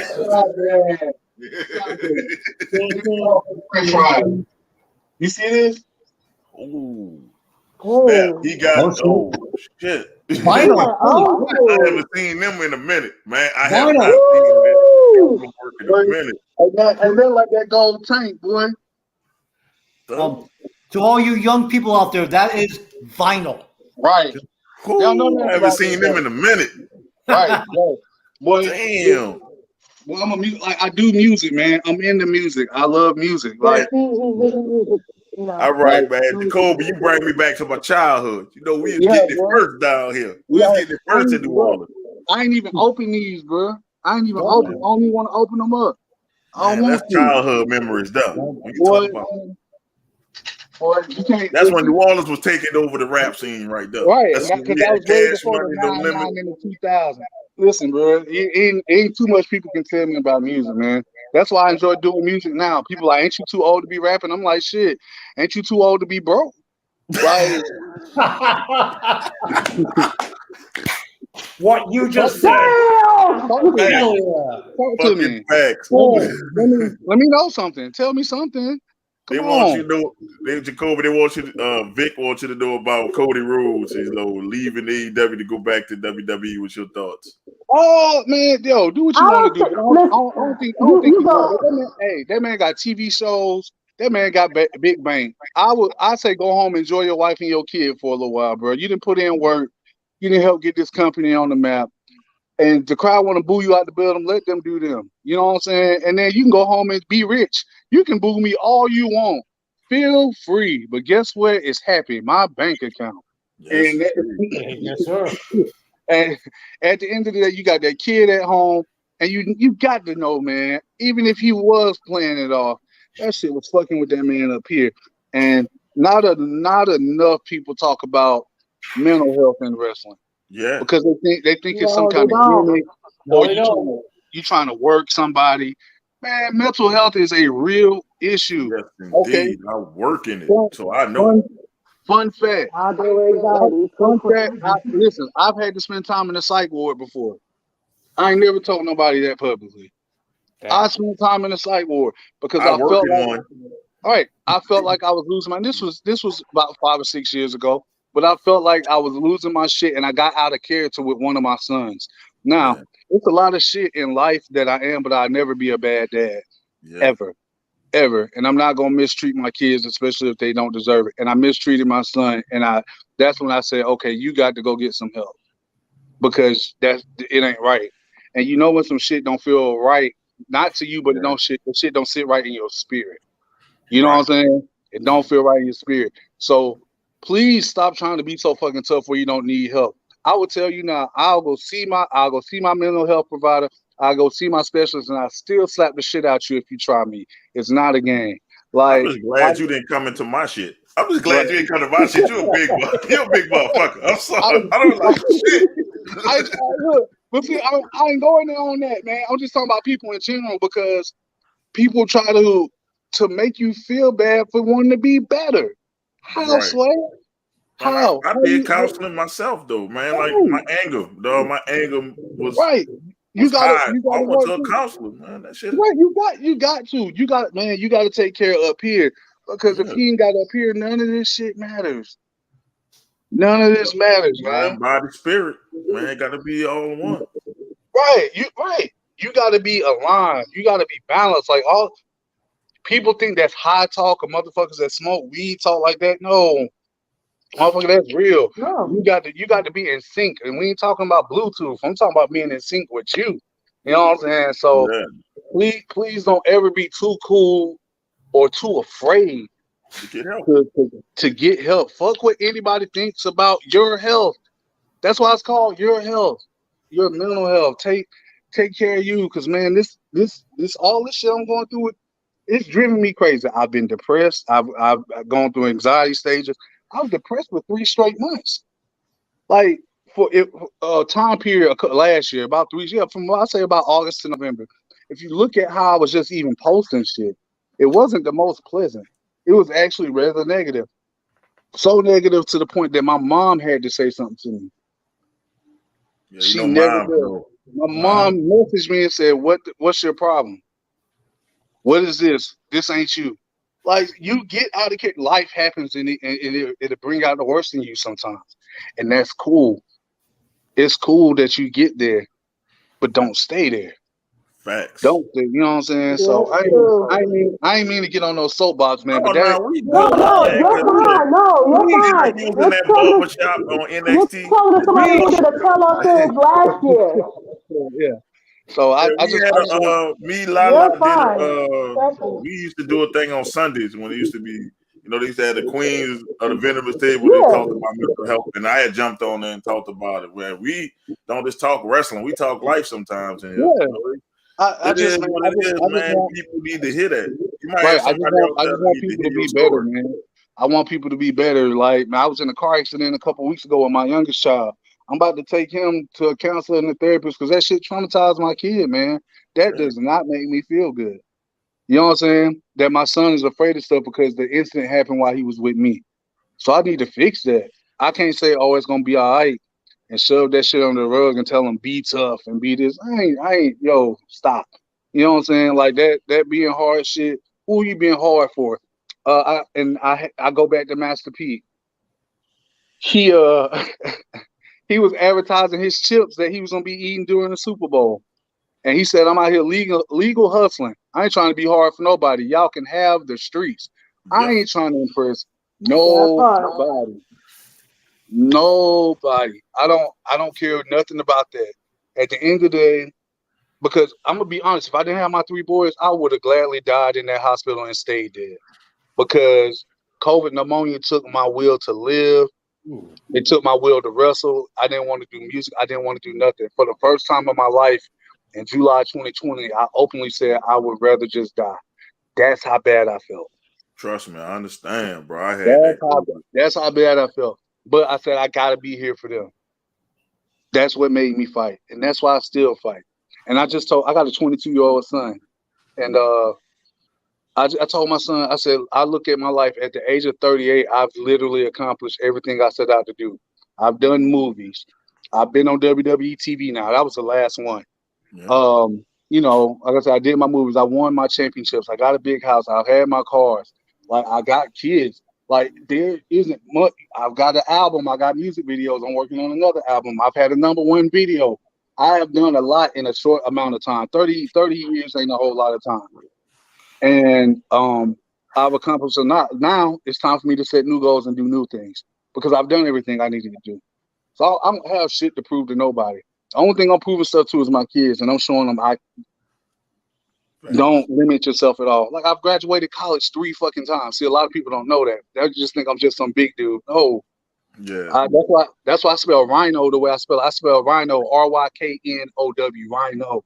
I know what I'm doing. You know what I'm saying? So, you know, wow.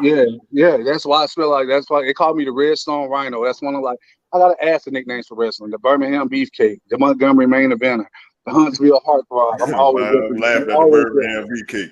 Yeah, you know what I'm saying? Always Alabama legend, the Alabama ambassador, it's everything. That this ain't no gimmick to me. That's why I've always had it. It's never been a gimmick to me. Because that's who I really am. Now, of course, I'm gonna turn it up 1,000, but the way I act is the way I act. I ain't gonna get locked up doing it, but you don't know I'm there. You know what I'm saying? Right. So I don't have no problem. I've never had a problem, and I've been in promotions where they're like, "Do you want to change this?" And I say, "No, I ain't changing nothing because I'm here because of what you know already. So why I'm gonna change what I'm doing?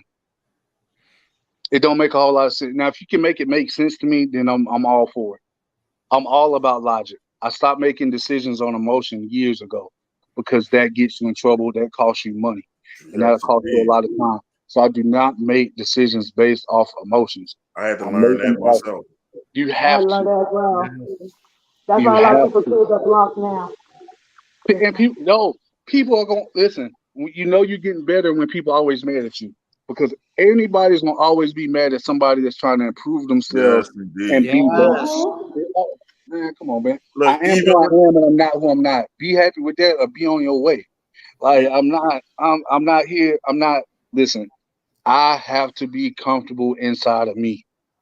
Now, what everybody does after that is on them, and how we operate after that is on them. But I got to be able to sleep at night. If what I do don't make you happy, you are not essential. Boom. Yeah, like Jacoby, it's like even with this podcast, man. When I first started, man, people don't realize why I have a snake as a doggone as a logo. It's actually a shot at my old podcast I used to work with. They thought I was snaking them when I wasn't. I'm like, I'm a loyal 10 toes down soldier. So I said, I'm gonna show you a snake. I'm just gonna get better. It was kind of like that, you know, that Puff Daddy Andre Harrell stuff. Like one see that you a star. And they tried to put you down and thought I was going to be down. And my wife, I give her all the credit in the world. She designed this shit. Like, she designed all that shit. And she said, man, just do it yourself. And then I hooked up with Rootless LaLa, who hooked me up with LaLa, who hooked me up with you, who hooked me up with this person, who hooked me up with Izzy. And I tell people like, well, you just doing this podcast and it ain't big and ain't all I say. It's big for me. It's big for me. Look, if I got one person watching my shit, I love it. I'm like, one person buy my shirt, I love it. I I don't give care a if one person listens to my song one time a week on Spotify. I can go see it. I don't care if it say one. Somebody did it. I don't care what they did to it. The When comment, you tell me a motherfucker that listen to your music in Bangladesh. Nice. yes. Be your own cool, man. That's what it all. I didn't even know we had people from the UK, like D-Star. He from the UK. You got people from the UK looking at me. I say, man, I'm international. Bitch. That's what I tell people. I'm fucking international.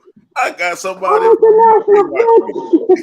I got people watching around the world, Craig. The world. I tell people, I say, be yourself, man. Look, don't try to do for the next person. That's why I was enjoying what you were saying. You got to be for yourself. People be like, you curse too much. So fucking what? They gotta have some. Look, you gotta have some place where you can be yourself. It's a lane for everything. The freeway don't stop. Yeah. It don't stop. There's a lane for everything. It's some trash shit I don't like, but guess what? I don't listen to it if I don't like it. People and I love wrestling fans. I love the internet community, but sometimes they can be the most ignorant motherfuckers I've ever. Oh my God! Jesus, man, Joseph. I need y'all to understand. This is called variety. There's plenty of shit out there to watch. What you don't like, don't look at it. I can understand having an opinion on something, but if your opinion is the same every single time, we don't want to hear it. If there's no objectivity to it, we don't want to hear it. So I'm not listening to you, bro. I'm tuning you out. It's some people that didn't like the barbershop skit. I don't care. Man, I fucking love it. Listen, I'm here for the people that love that shit. I'm here, and even if you don't like it, good. Listen, hold on. Even if you don't like what I do, I'm gonna make sure I get back on TV so you can dislike me even more. I want to make sure I give you a reason to not like me. You know what I'm saying? Because some people is like, oh, it's forced. They don't really do that. What barbershop have you been in? If you don't think that's I thought y'all was in because listen, I thought that was real. Listen. Because it was real. They just said, hey, y'all chill and talk. Do what y'all normally do. And that's what we did. That's why it was so fun. It's a lot of shit that didn't even make it. We was in that bitch talking about the death row and Bad Boy beef. We was shout out to Steve who just bought death row. Right, exactly. That was major. That's irony at its best, as a matter of fact. But, no, that's a wrestling here. That's a story for wrestling. Cross sign with MLW. Yes, he did. Say, bro, you can't tell me about No Limit, Chris. I'm from New Orleans. I know every No Limit song. Okay. Boy, don't. Hey, let's not. That's a rabbit hole we can go down that we don't need to go down. Yeah, I know every day. Hold on. Since we there though, the hardest shit I ever heard in hip hop history that nobody really talks about. I'm big on ad libs. I like hearing shit in the background because I'm big on sound. The hardest shit I ever heard was Mia X doing an ad lib verse on top or under her verse. So she rapped her verse on about it, but she's doing a whole nother verse in the background. If you listen to the song, Mia X is rapping two verses at one time, and they aren't the same. Man, first of all, no female artist is fucking with her at all. So she's rapping. Listen to what I'm saying now, because I know some of you motherfuckers bandwidth is fucked up, so you might be breaking up a little bit. She rapped two verses that were not the same in one verse on one song at the same damn time. Mia X is hands down the greatest female rapper I've ever heard. And I'm not budging on that. I don't care what new sex rapper come out. Name nobody fucking with Mama Mia. Yes, indeed. She listen. And they also got another chick from down here that the industry hating on, 3D Nati, man. She is cold too, and that Mia X ilk. She is cold, motherfucker. Okay. But they know she like got lyrics, but nobody, like I said, that was my favorite rapper, female rapper all time was Mia X. Like that was me too. Easy. And Mac is my favorite rapper, period. Mac home now, so I wonder if he gonna do something. Cody leaving I is emailed his manager. I'm trying to get a song with Mac. That's my bro. dream. That's not a work, dog. Homeboy gone, son. He left. Yeah, he He left, bounced. dog. He left right on Side Chick Day. Done. He gone, dog. Who that? Cody. They say he's Oh a yeah, fucking work. that's not a word, brother. He out of there. He out of there, dog. There you go. He ain't even on the intro. He ain't even on it. Okay, listen.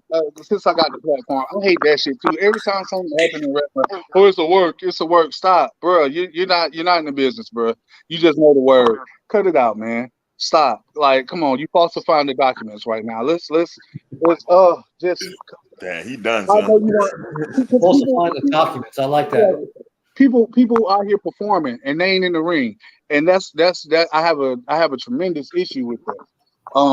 But you know, you live your life the way you live it and how you want to. But I don't mind freedom of speech because I agree you should be able to say whatever you want to. But freedom of speech it doesn't free you from consequence. So if you're gonna say something, somebody's gonna say something back. So I want to know how he think it's a work when they took him off all the shit. Like they took him off like production. They took him off the production trucks. They released the official statement. I'm like, they're not doing that shit. They even replaced his face with Keith Lee's face. Yeah, that's On that pay-per-view flyer. If he shows up on Raw, it's like you won't believe it until you actually see him in WWE. Yeah, that's been done. Or he might be done with wrestling.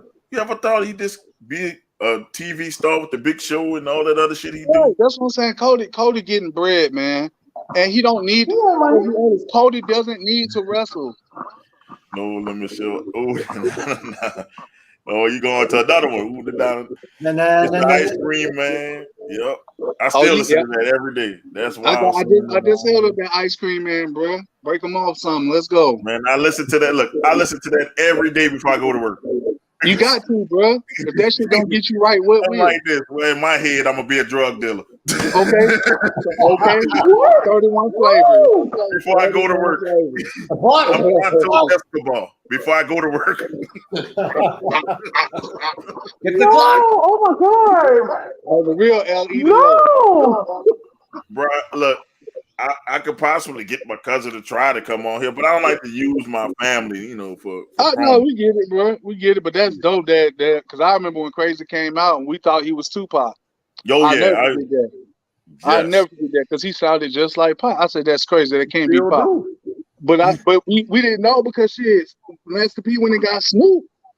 So like what was really out the realm of possibility back then? They say the first I bang to this day. Freeloader's my shit. Just don't know. What's up, Trevor? Thank you. Oh man, they say you sitting on gold, man. You sitting on gold. Yeah, with the plastic on. Oh, you talking about with the vinyl? Gold to be broke. Oh, damn. He said the T-shirt. That shit, bro. Nah, man, my man did that, man. Look, that's his word to be too old to be broke. I'm not about to steal Jacoby's word, man, and put it on a shirt, man. It's not a work, man. It's not a work, Corey. I'm sorry. It's not a work. It's not a work, baby. Respect that shit, bro. That's a lot of effort. Let's talk who's winning the women's chamber match. I'm like, man, we got a guess here, spit knowledge, and you know, we can come up with who's winning WWE, but WWE ain't put money in my pocket. I guess you can pick a winner. Well, if you want to talk about the chamber, I just want Lashley to win. And it's for obvious reasons. Lashley. Right, like I'm not ready to stop seeing a black WWE champion. I grew up not having one, so I want to watch it every fucking day that I can. Like, and that's just me supporting my people because we weren't supported for so long. Yes, so now that we got it, I don't want to give it back. Let me hold on to that for a little bit, my boy. Like I'm gonna say Bianca Belair. That's why I want to win the women's championship. The only answer is Bianca. Yeah, that's it. That's it. And I feel like they're gonna get it wrong. But give me my 26 seconds back. I want that 26 seconds that she fucking lost to Summers. I want the shit back. I want it back in blood. Boy, that made me sick. That ruined the whole show for me. Oh Lord, we went off on that so bad. You should have seen LaLa's rant. LaLa is normally mild mannered. She's eating right now, but when that happened, she was no. She was just cutting us off. No, this is no. Because it was fucked up, man. Just man. I even tweeted Becky Lynch. She tweeted that night. She said, "I'm back." I was like, "Yeah, now go home." Like I would. You break.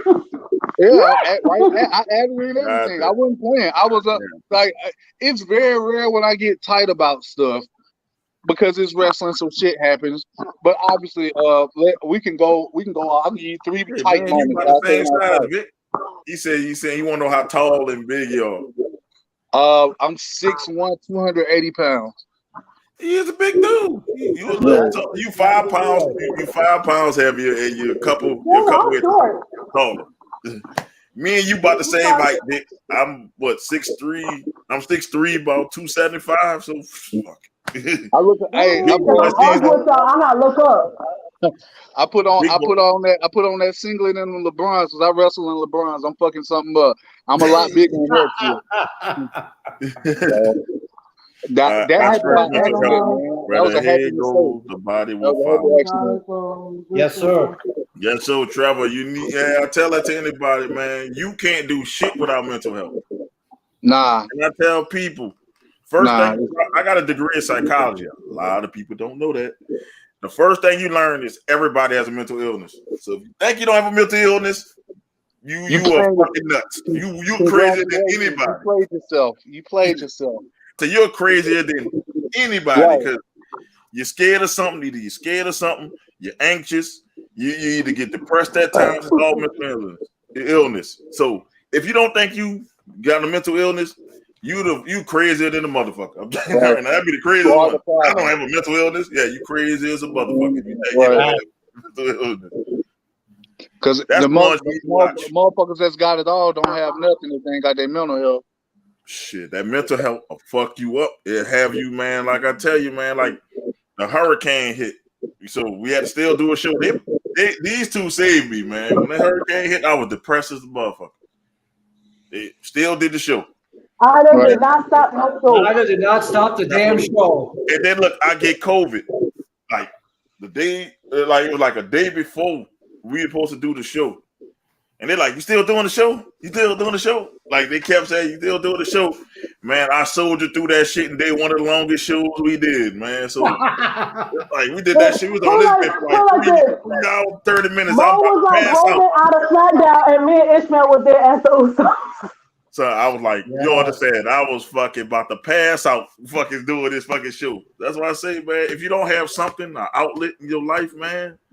This podcast is my outlet. Like I said, I don't care if I don't make a dime from this motherfucker. Right. I think I got like 3 outlets. I got 3: YouTube, the podcast, and TikTok. Yeah, for me, it's this podcast and Mrs. B. Of course, your wife is always a great outlet. Of course. Jacoby, you should have been here last week, man. Woo! Last week, woo! They want to know what movies you in, Jacoby. What movies you in? I did a movie called Who's Hiring with a local movie group up here called Dust House. I've done 2 movies with Dust House. The first movie I was just standing there looking big because we was in the prison scene and they just needed me to look big, easy money. The second one, Who's Hiring, is more or less a comedy. You can find Dust House on Facebook, YouTube. Dust House is on everything, and you can go get that Who's Hiring movie. Tell them I sent you. I guess this is a better place to make the announcement. I'm getting the movie done on myself through Dust House. The trailer just came out. I'm gonna send y'all the trailer so y'all can see it, post it, do whatever you like with it. The name of the film is No Pain, No Gain. I think I know it's gonna be pretty good because I'm gonna do what I do. And it's a great crew over there at Dust House. They work really hard. I'm about to wrap up shooting of the video Bands, Racks, and Stacks, which is my first single off my second album. You can find that on all streaming platforms. Just type in Jacoby Boykins. And then I released my second single back in November called Working, which is actually doing pretty well. And I wanted to do even better. So definitely gonna be on there. Yeah. So, like I said, go check those joints out. But I've done those two movies. I've also did a web series. But all my film and TV work has been with Dust House. Outside of that, the stuff I just did with NXT. So please go by and check Dust House out. Real good dudes. It's a company here in South Carolina. They do great work. Not just movie wise. They do music. They do production, photo shoots. They cover the whole 10 yards, not just 9. They do the whole 10. So I fuck with them heavy like a big girl at a buffet. We getting it in. So. Right. I'm saying people what they don't understand it. That's a true statement. I'm talk, man. I'm trying to keep a straight face, man. y'all wanna know? People be talking about what Trick get all that shit that he be talking about from.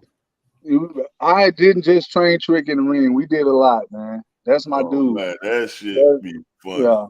Yeah. So. And shout out to my dog. He just got engaged. I wouldn't have did that shit, but congratulations. So I watch what I like and I love. Yes, because I saw that on Twitter. Everybody, like some girls was like, you know, in their feelings. I was like, girl. You got some people saying Lashley. Preach. Bianca Belair. They got a lot of Bianca. They got Bliss winning. They got people saying Alexa going to win. Ooh. That's the dumbest shit. If they don't give Bray Wyatt his gimmick back and get her off that shit, worked. It worked when they were together, but it's almost like when you work with her, you're gonna get fired eventually. Like, look what happened to Blake and Murphy, Bray Wyatt. Like, come on, man, she got a hit list, bro. And I'm not saying she's doing that purposely. I'm just saying how the cards fall. Just look at it. See, you got it, man. Let me stop. Boy. That means Nikki ASH is next. Hold on. That means Nikki ASH is next. Hold on. She teamed up with us too. He done. Right. Man, that will be the dumbest shit you can do. If they do this shit, I'm canceling Peacock. You know, and I would fuck that shit. No, I can't. You know what? I would say that, but I can't because I've been watching Bel Air. I'm about to say, I thought about it. After the Bel Air season is over, I'm canceling Peacock. That show is fantastic. I'm loving Bel Air right now. I'm loving it. So I'm just saying, man, that would be dumb as shit. Like Lashley to win to lose to no. Nobody wants to see that shit. Right. I'm tired of Brock Lesnar. I appreciate him, but just to know whoever has the women's title is just going to lose to Rousey. Whatever. How Rousey's beef is with Charlotte. SmackDown. It's the wrong one. SmackDown. Fuck Ronda. I got 3 out. Well, I'm glad this podcast is one, man. I'm glad, man. That's what I try to do. Thank you, Chris. Oh yeah, last week was I got choked out on camera by the wife last week. There was a talking about Gigi Dolan's ass. That's what got me in trouble with Gigi Dolan's ass. Yes.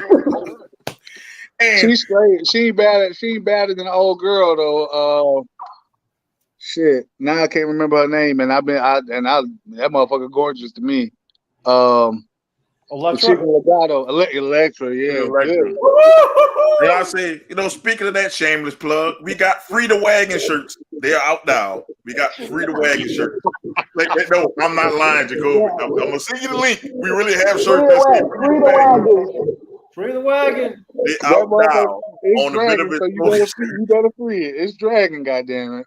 Yeah, free that motherfucker.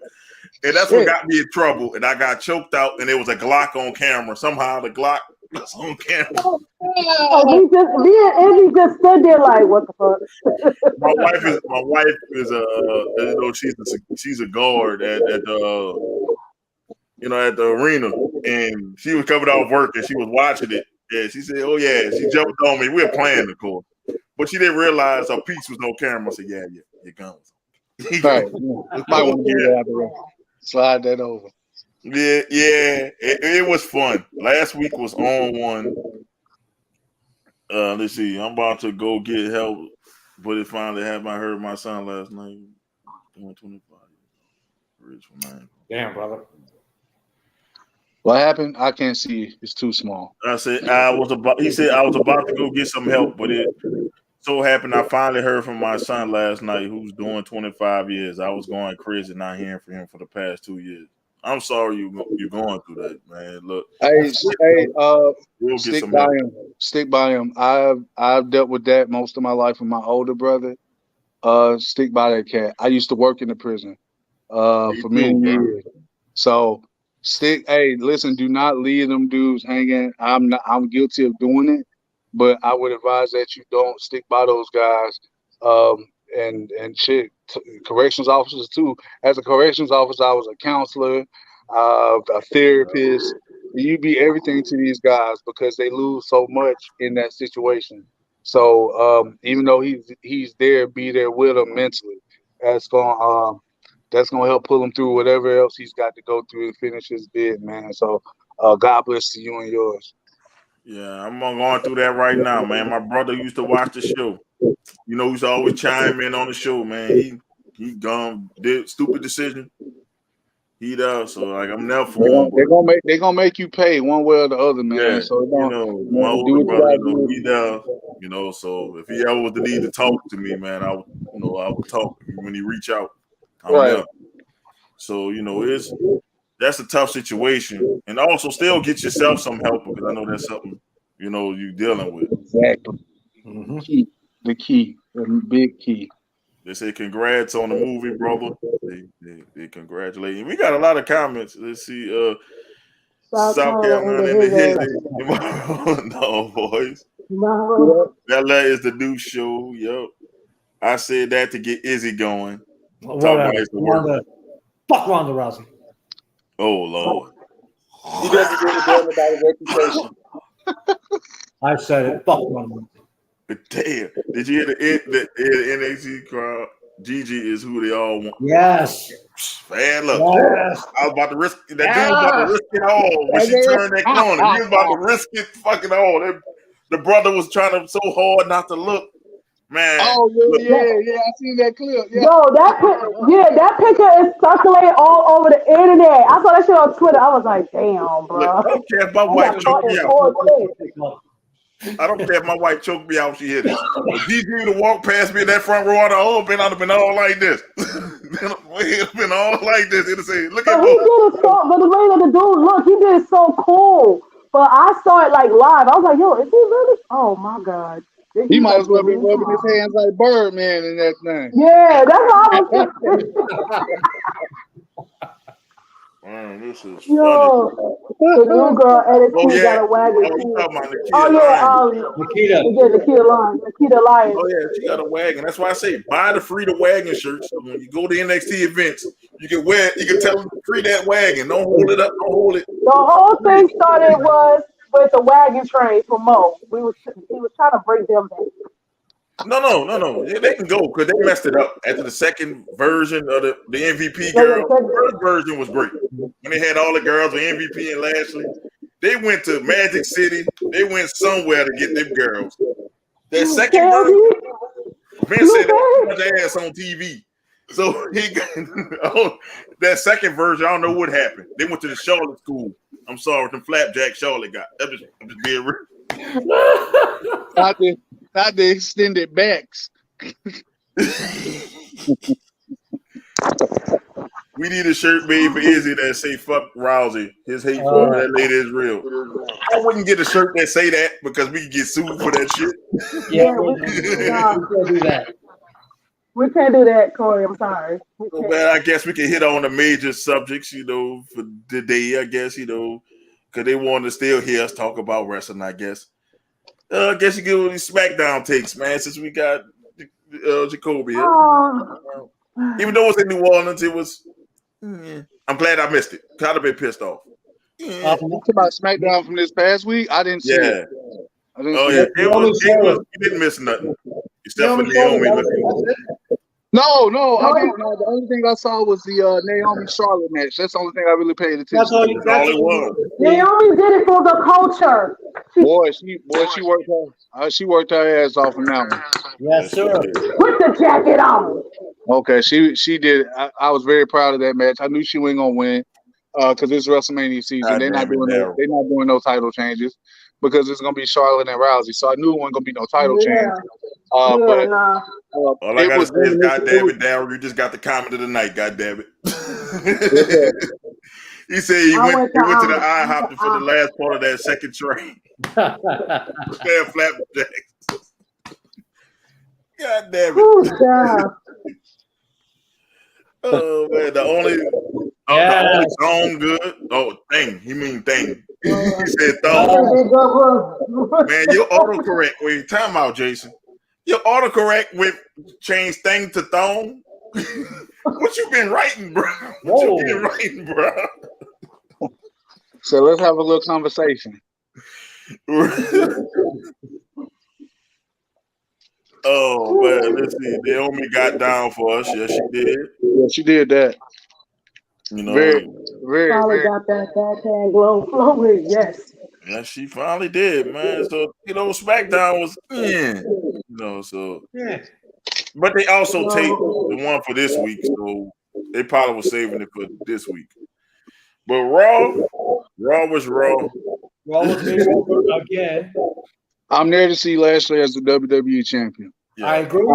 I'm telling you why I'm watching it first. That's it. That's the only thing that's keeping me there. Oh, Lashley the champ, but I'm in the game. I'm gonna watch every week anyway. I've been doing it for too long. Yeah. I'm not gonna stop now. You know what I'm saying? Like, I'm happy. There's wrestling on pretty much almost every day of the week. That's a dream for me. We said that too. Yeah, it's a dream for me. It keeps me from going outside. Right, because listen, when I was growing up, it was that you got it Monday night. I remember when it wasn't no Monday Night Raw. Oh, Like, I remember that. I was little, but I remember. Right, I remember remember just having that. to watch I used to have to watch Superstars and Coliseum home videos with Laura Afro Hayes. That was it. Yes, sir. Yes, That was sir. That's what I had to grow up watching until WCW Saturday Night started coming on. Or I was living in Montgomery, Alabama, so I had to watch CWF. Or I had to go down to the local TV station where they were shooting wrestling at. That's how I had to live my life. So but it's a new generation. People spoiled as fuck. That's it. Man, We were going back a little further. Was Wrestling Challenge? It was the Superstars Wrestling and Coliseum home video. I had the Wrestling Challenge video game when Hulk Hogan looked black because the tan on him was so dark. Oh yeah. He was black. He was black in a lot of those games. He was black in a lot of those games. It was like, all right. So the first WrestleMania game was trash. It only had 3 sets of ring ropes. Yeah, that's it was garbage. Like, it was real garbage. Right. But Wrestling Challenge came out, and they had many entrances, and the ring was 4 sides, and you could run to all of them. But Hulk Hogan did a fucking jump kick on the game, and he looked black. Yeah, he did. I'm not like the video games now. He had the yellow mustache and the boots and all that. It looked like Hulk Hogan. He just looked black. Yeah. And I bullshit you not. No cap, none of that. Like, see, y'all don't remember that. Y'all so spoiled nowadays, and I hate to sound like I remember that shit. I do. No, I remember that shit. I'm not saying y'all. I'm saying like the people in the IWC, like these young motherfuckers, they don't know. They talking, but they just talking. They ain't got no substance to what they saying. They just speak. But here's the thing. What people in the IWC is either they're spoiled little children. Oh, they're filled with a bunch of pickles. LaLa. One more thing before I get out of here. I honestly don't care about your opinion about how I wrestle or how I do anything if you never took a fucking bump before. If you never trained in your life. If you never got in the fucking gym. Do you know how many people will come to me saying they want me to train them? And I said, okay, I'll do it, but you got to come to the gym with me. You got to work out with me. I got to see what you really about. I got to see if you got that dog in you. I got to see if you got some heart. Because if I take you in there and I break you in the gym, I'm going to kill you inside of a wrestling ring. Yeah. The wrestling ring is 10 times or 100 times worse than a fucking gym. You can't make it in a gym with some metal that you can control, but you want to get in the ring and control somebody's life and body? You ain't got no discipline. You ain't got no self-control. If you can't do our profession, Save your fucking opinion. Buy the ticket, watch the show, enjoy it, and talk amongst your friends. And drink your water and mind your Never business. tell a professional what to do. Now I can have an I would opinion, not. but I wouldn't go to their face and tell them you should do this. I'm like, I'm not qualified to do it. Right. Exactly. Motherfuckers just talking to talk. You have nothing to talk about.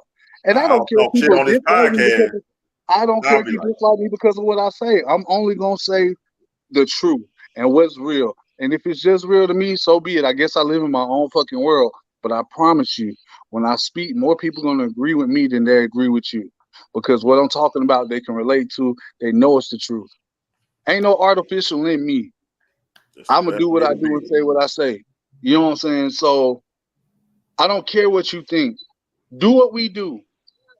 Run the ropes for 5 minutes straight. I know that don't sound like a long time. No, thank you. Nah, you can have that No, shit, thank bro. you. No, thank Run you. that shit. Run that shit, or do fucking rolling drills until you throw up.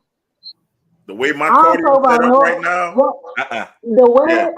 I The way can't. my The only cardio thing, is, the only thing I yeah. talk about, I would say this. I'm gonna keep it 100. Do flip bumps. Do flip bumps for 5 minutes over and over again. And yes, I mean flip bumps. My big ass, I'm damn near 300 pounds. And even when I was over 300 pounds, my big ass can do a fucking flip bump. That means jump in the air, do a fucking front flip, and land on your back. Do that for 5 minutes straight, over and over. I'm not talking about this. I'm not talking about the assisted bump where somebody get on all fours and they push you down and you. But nah, bitch, flip bump. Run them ropes. Hit them turnbuckles. You can have that. When you can do all that, get at me. Get at me when you can do all that. And that's directed towards people like I'm talking about. They know who they are.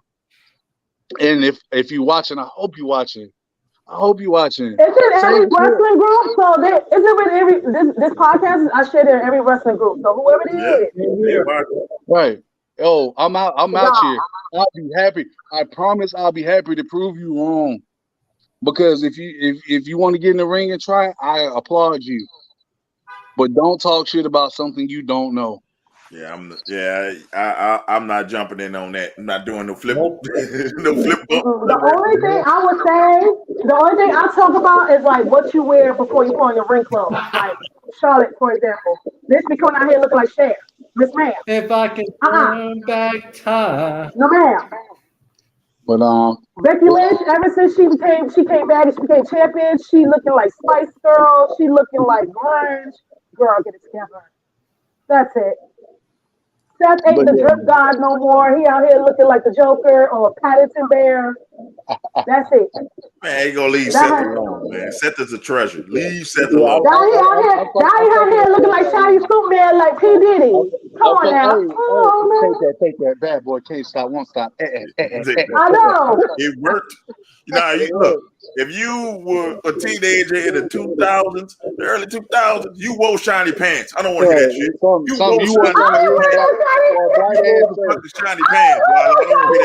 shit. I'll show you a photo of me right now wearing some shiny ass pants. That shit was glistening, boy.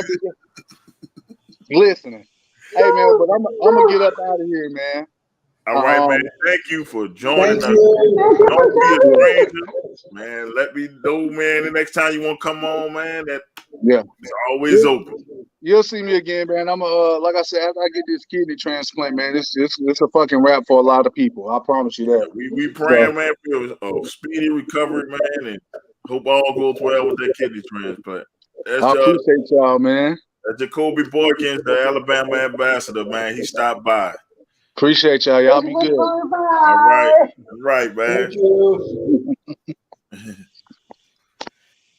All right, man. Look. Holy shit. The threesome is back. What a hell of a show, man. Look, we gave y'all 2 hours with 2 wrestlers. You know, we growing, man. Like I tell you, we growing.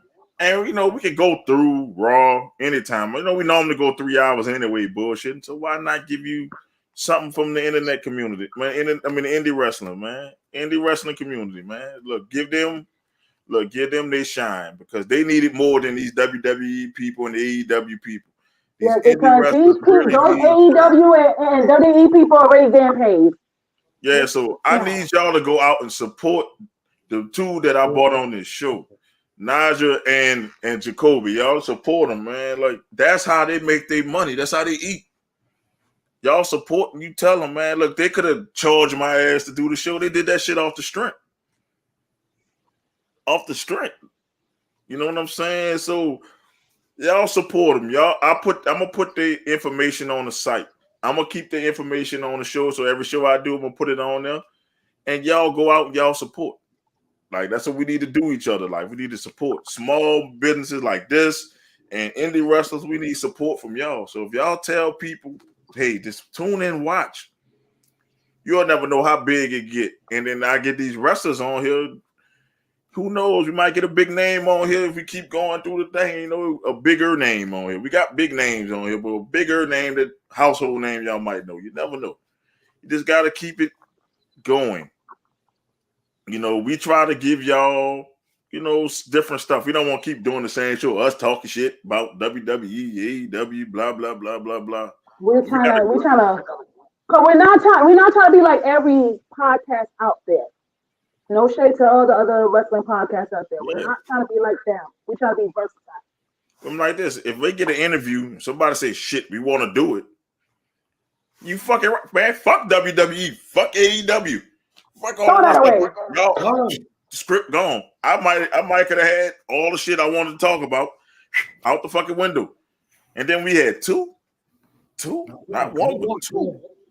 Now how many wrestling podcasts you know got two people coming on willing to share the spotlight, not getting mad because we double booked because we both double booked. None of them we double booked and we made the shit work, and the shit worked seamlessly.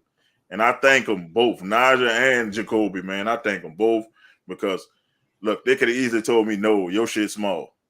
They could have easily said no. And they did it for off the strength, man. Like, straight up. Like, real talk.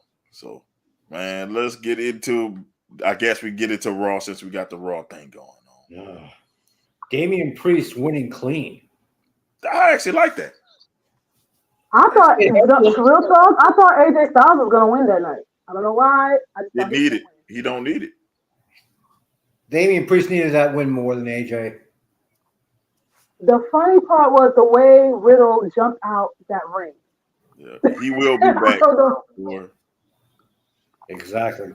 What cool cats we had here. No problem, Chris. No problem, man. Look, if we got more, we gonna bring them on, bro. We gonna bring them on. Yeah, that's what we doing. I told y'all 2022 is our year, man. So that's what we doing. Thank you, man. We appreciate it. Thank you, Corey. Talk to backyard wrestling.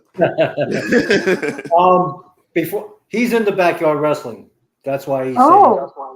Well, shit, you tell us some shit about backyard wrestling and send me some clips. That we can talk about. He knows who M-Dog 20 is, so. Yeah, so I'm glad you watching it, man. Look, that's what y'all need to do. Watch him, man. That's how they get paid. I just subscribed to his page. I'm like, holy shit, look at all the content he has out there. So it's worth the subscription. So I tell people, look, he was on NXT, people. He knows Trick Williams. He's up there talking with Carmelo Hayes. So it's not like he's a small time guy. He's on NXT. And he's training people. Come on. Train Trick.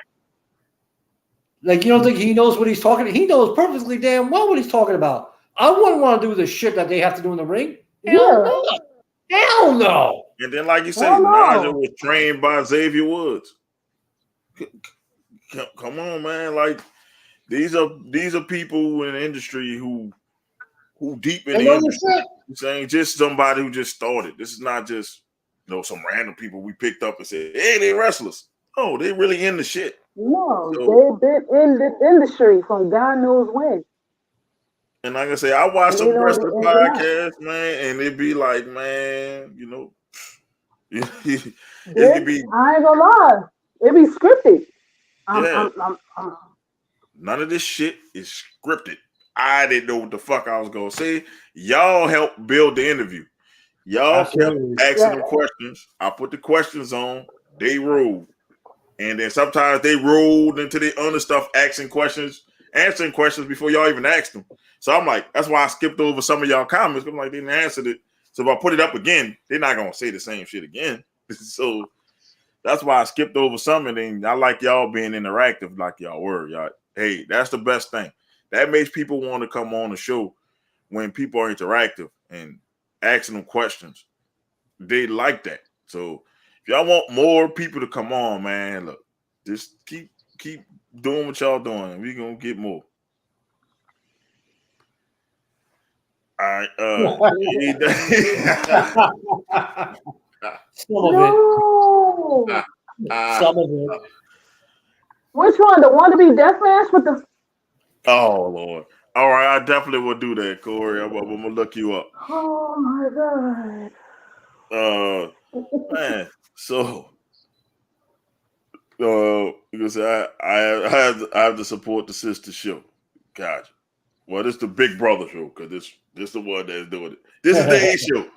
The one on Friday is the B show. Even though I started it first, the B show came first.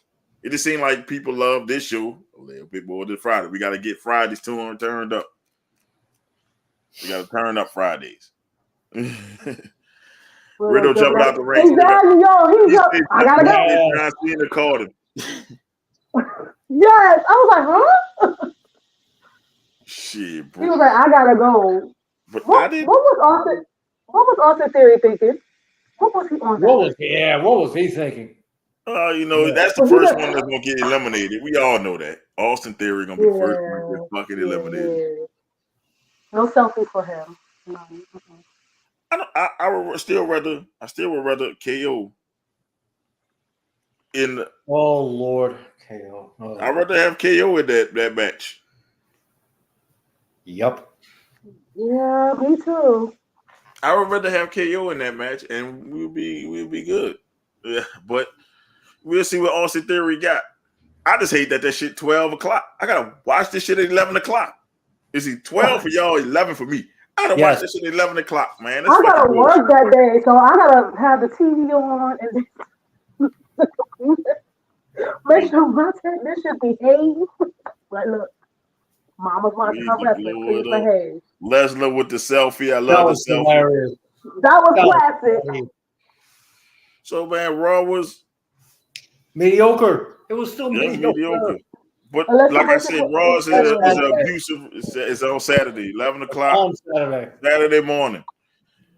Raw is an abusive relationship.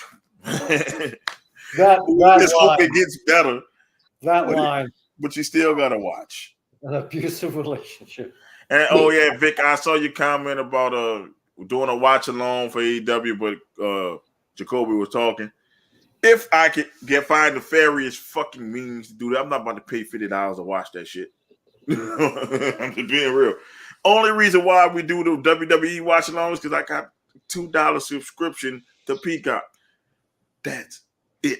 That's the only reason why we watch that shit, do a watch along.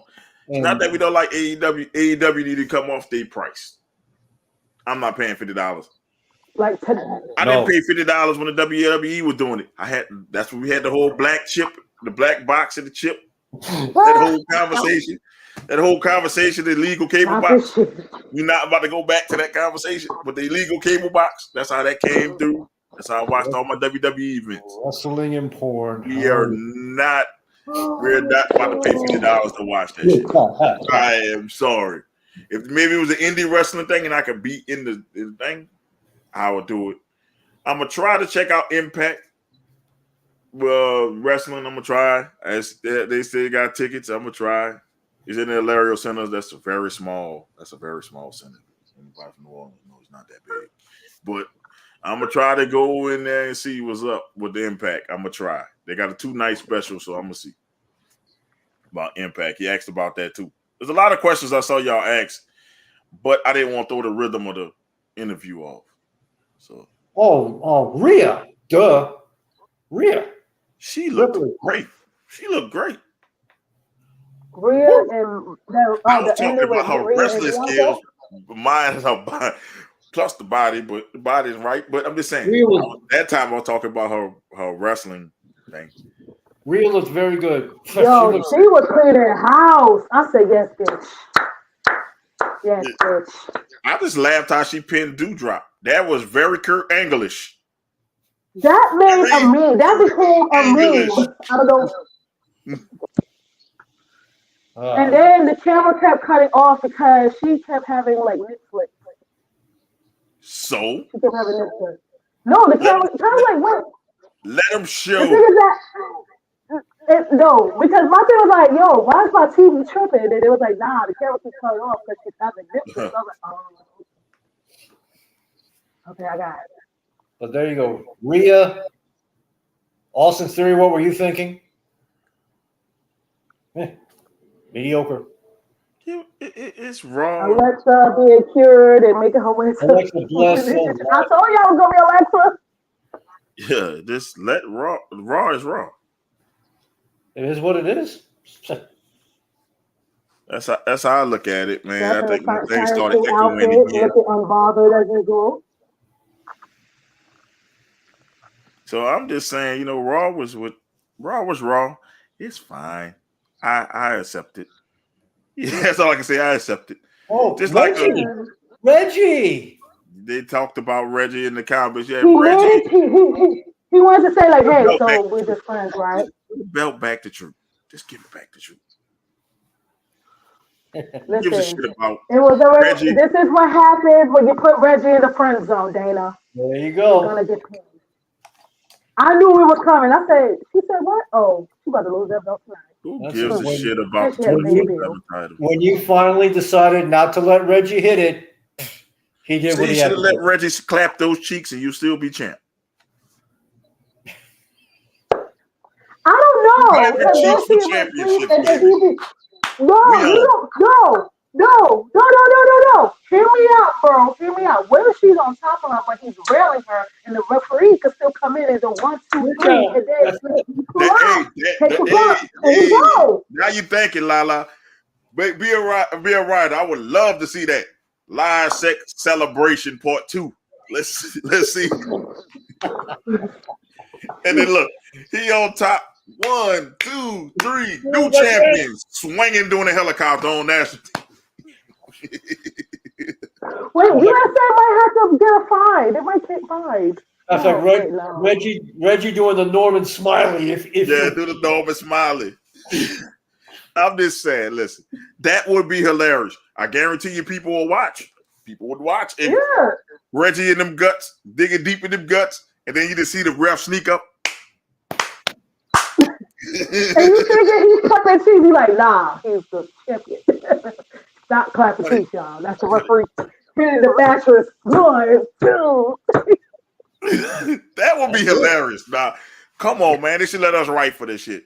You can fake it. You can fake like you fucking just put the cover over. Exactly. And then you be like, turn the lights out, and there you go. Just turn the lights out. That is a hilarious 24/7. That would be hilarious. That would really put 24/7 into it. You doing the do, and then a referee comes sliding in out of nowhere. Watch somebody gonna make a skit out of it. They're gonna see this shit, you make a skit out of it. Watch. Run me my red. I want 50%. Run me my red. He like, not the black box.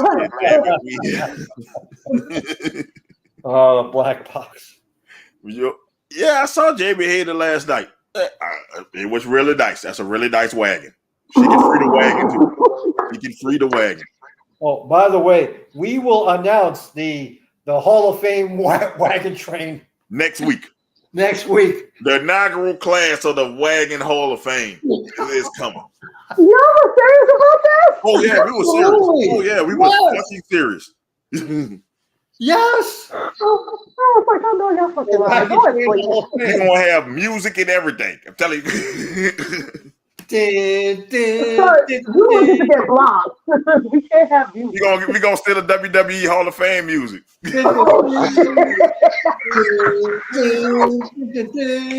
Oh yeah. So should we do like WWE and fucking this announcer 1 week at a time? Oh my God. Welcome to your wagon Hall of Fame. Class of 2022. The class of 2022. She was a trailblazer.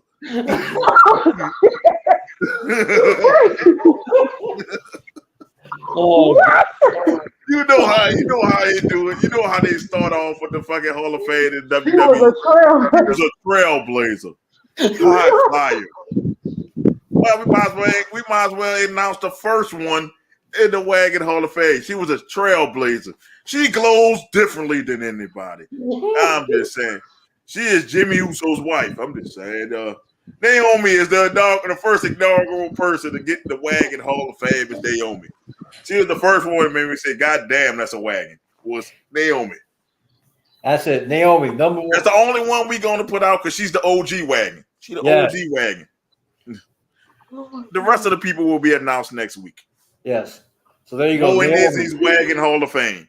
And I'll make me get a trophy and I will send it to him. You in the fucking Hall of Fame. Wagon Hall of Fame. Woo! That's a nice wagon. That's a nice start. Well, you know, that's the only way they could go. They only could go three ways I saw was Blitz, either Bliss, Oscar, or Bailey. I didn't, you know, that's the only way they could probably go. They changed that damn silhouette like 3 times. Yes. Yeah, that damn silhouette, the first one was like Bailey. I don't give a shit. That first one was Bailey.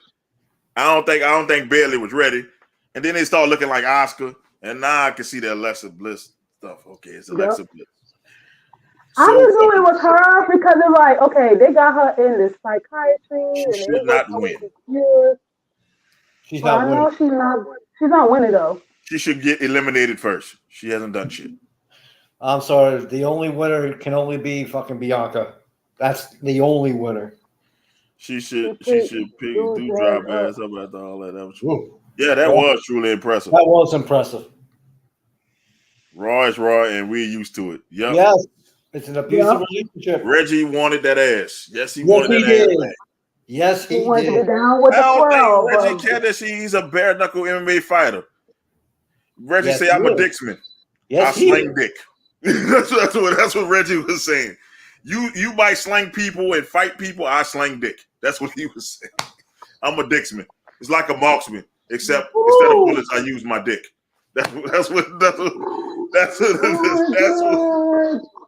Shout out to Pop for that. That's Pop's line, man. You should say, yeah, Pops. That's a Pop's line. I gotta give Pop that shout out. He said he's a dicksman.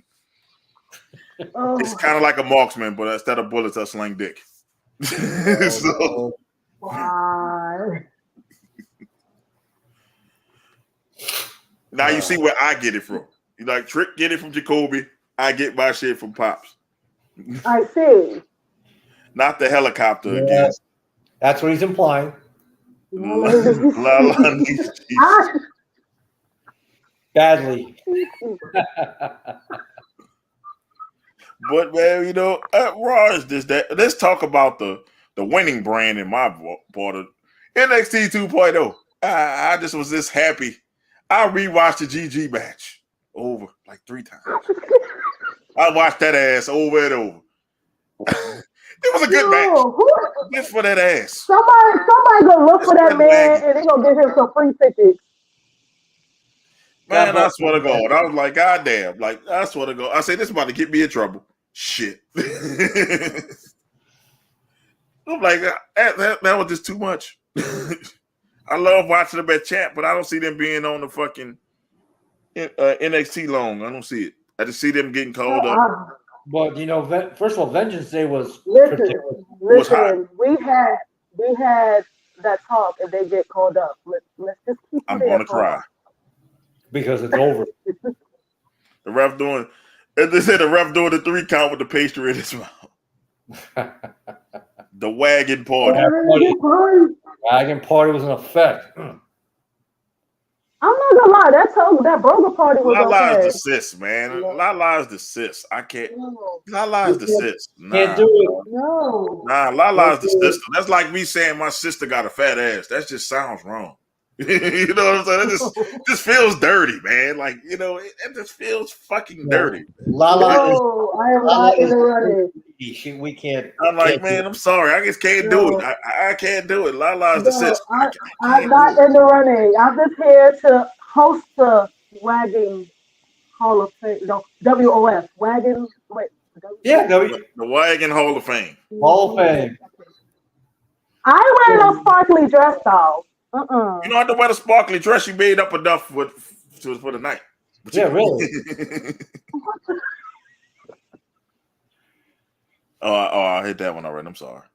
Oh yeah, this week inductee is Naomi. Yeah, Naomi. I'll be highly disappointed if you didn't have her as a first round bat. She's the first round battle Hall of Famer. That was the first wrestler with ass, real jiggly ass. Exactly. That is true. It was That is true. Because I remember watching Total Divas, and oh my God, what's the seamstress name? The OG seamstress. She's at AEW right now. She has glasses. I don't know her name. It was hard for her to make Naomi's outfit compared to Cameron's outfit because Naomi was that was the first one. That was the first black girl on WWF TV that actually had a black girl's wagon. That was the first one I seen. That wasn't super big. I'm just saying. That was the first athletic black woman I saw with a wagon.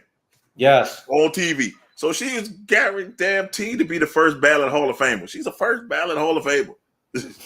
It was unanimous between me and Izzy because LaLa just works here. Yes. Me and Izzy, that was unanimous that we had to put Naomi in first. I was like, okay. We had to put Naomi in first. That wagon is unreal. Alexa Wiz, it goes to Facebook. Nobody wants to see that. No, that's gonna be corny. That is going to be corny. That might be a Pittsburgh match. If that happens. You'll have to see next week, Chris. You have to wait next week, bro. You gotta see next week. You know what my vote is. We gotta see if Izzy gonna agree. You know what my fucking vote is. It was up to me. She would be in there. I'm just saying she has a black girl wagon too. I'm just saying shit. I don't know if she been eating cornbread. All I'm saying, I have to represent my people. Oh, we know we gonna induct 2 people next week. We got two next week. But next week. Oh man, thank you, Thanks, Jason. That cage match on. That cage match. Yeah, it was great. fire. I love that cage match. And now Pete's going to go after the North American Championship. Sign me up. That North American Championship match was fire too. It was fucking. Yes, fire. It was fire and it was clean too. I thought Carmelo was gonna lose it a couple times, man. It was a good back and forth. Yes. I was like, shit, Carmelo, you can't lose now, bro. And that's why I say NXT when Jacoby was on, it got better. You know, it was getting better because they put it on a show. They put on an NXT Black and Gold type show. That was an NXT Black and Gold type show, Avengers Day. It was. All of them were good. I didn't have anything to say that was like, why the fuck was this on here? Why the fuck did they put this shit on here? The weekend up like this, all the thing I was mad is Santos didn't win, even though I know Santos wasn't going to win. Yeah, we all exactly. Santos win. Well, what's going to happen now? What we going to do? What's Santos going to do now? I hope they don't bring him to the main roster. Because the last thing I saw was Electra, because they interviewed Electra and she was like, Santos ain't talking to nobody. So then they asked her like, okay, so the Dusty Cup is coming up. Do you have a partner in mind? She was like, no. She was like, Legato is my only family, but to those fake partnerships, don't worry, Electra is watching. I said, ooh. And let's see, Yes, Gunther. And not Uso. Solo. Oh my God, Solo. And whatever his name, Uso. Because the crowd is not stupid. Uso. The crowd is not stupid. Solo Sika. What is it? Solo Sika? Solo Sikoa. Something like that. I'm just calling Uso. Call him Solo Uso. Call him exactly. Solo Uso. No. What's Solo. wrong? I'm gonna call him goddamn Solo. That's too much. Solo. So yeah, Gunther versus Solo. Walter versus Uso. That's all it is. Cause that's what the crowd was chanting. Yep. Uso, and then you hear Walter. They're gonna have it's not working. Just change it back to Walter. It's not working, people. It's not working. Nope. Gunther. It's not Gunther. It's Gunther. Gunther. And then we all know once Gunther get his hands on Braun Breaker, that's it for Braun Breaker's title reign. It's pretty much done. Scott's kid is done. Back of the line? Damn, this is me looking hot over there. Okay. Don't put on the main roster. We ain't ready for that. Instead of woof. What the hell are you talking about, Jason? What's this? A woof. Okay. Woof. You know, WWE announced today that they're going to be changes and surprises to chamber event. So I hope so. Take the Austin Theory out and put Cody in. No, you can't. Don't do that. No. You know what I would like for Cody to be? I would like for WrestleMania Cody versus AJ Styles or something like that.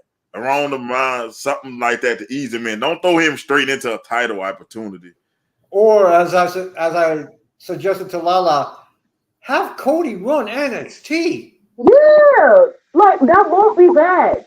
Yeah, that won't be bad. Well, I'm just saying if you're gonna put him on the main, because you can say he's in line for a big push, or have Cody versus Seth Rollins.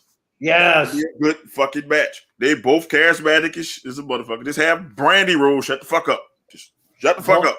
You're there. Don't even show up. Brandy don't even fucking show up. Just stay at home with the kid. Don't even fucking show up, Brandy, because you the one who ruined Cody. You ruined Cody. Shit.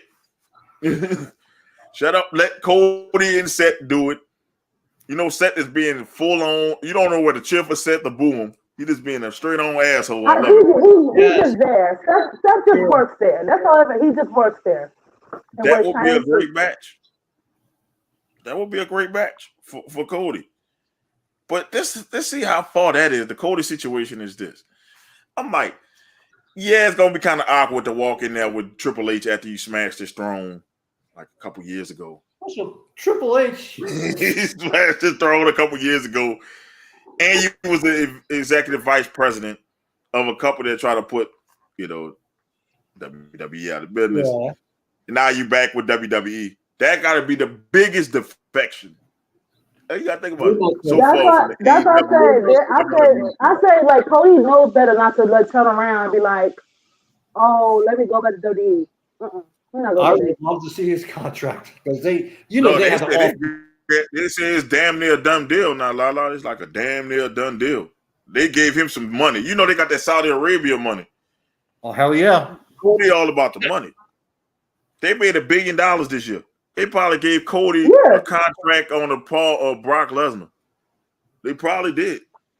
Oh, yeah.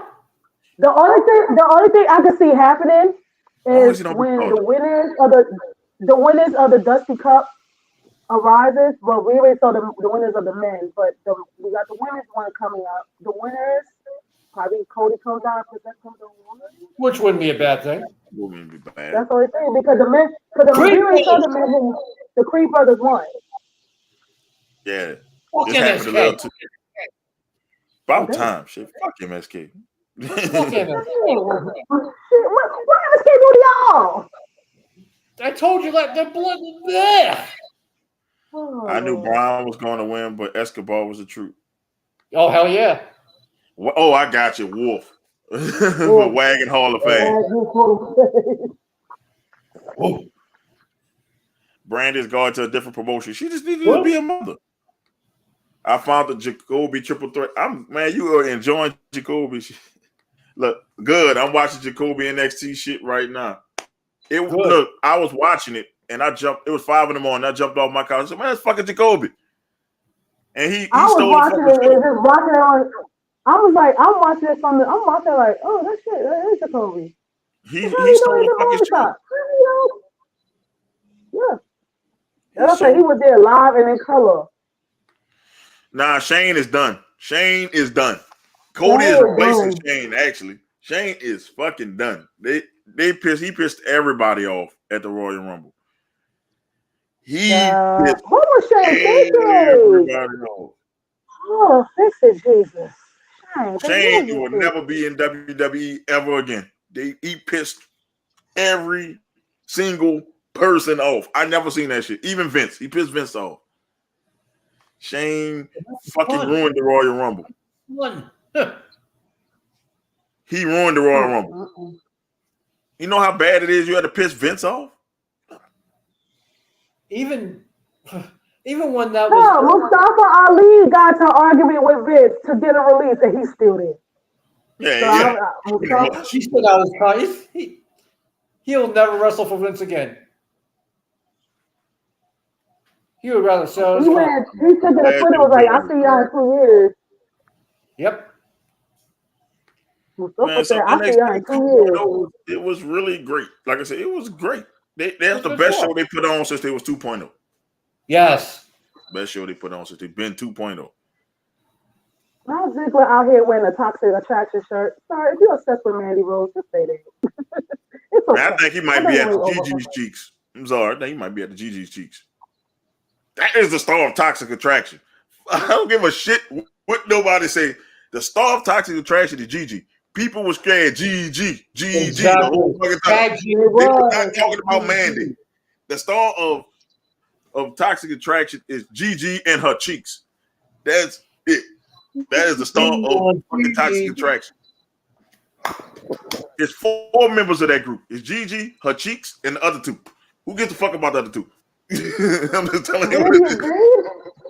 They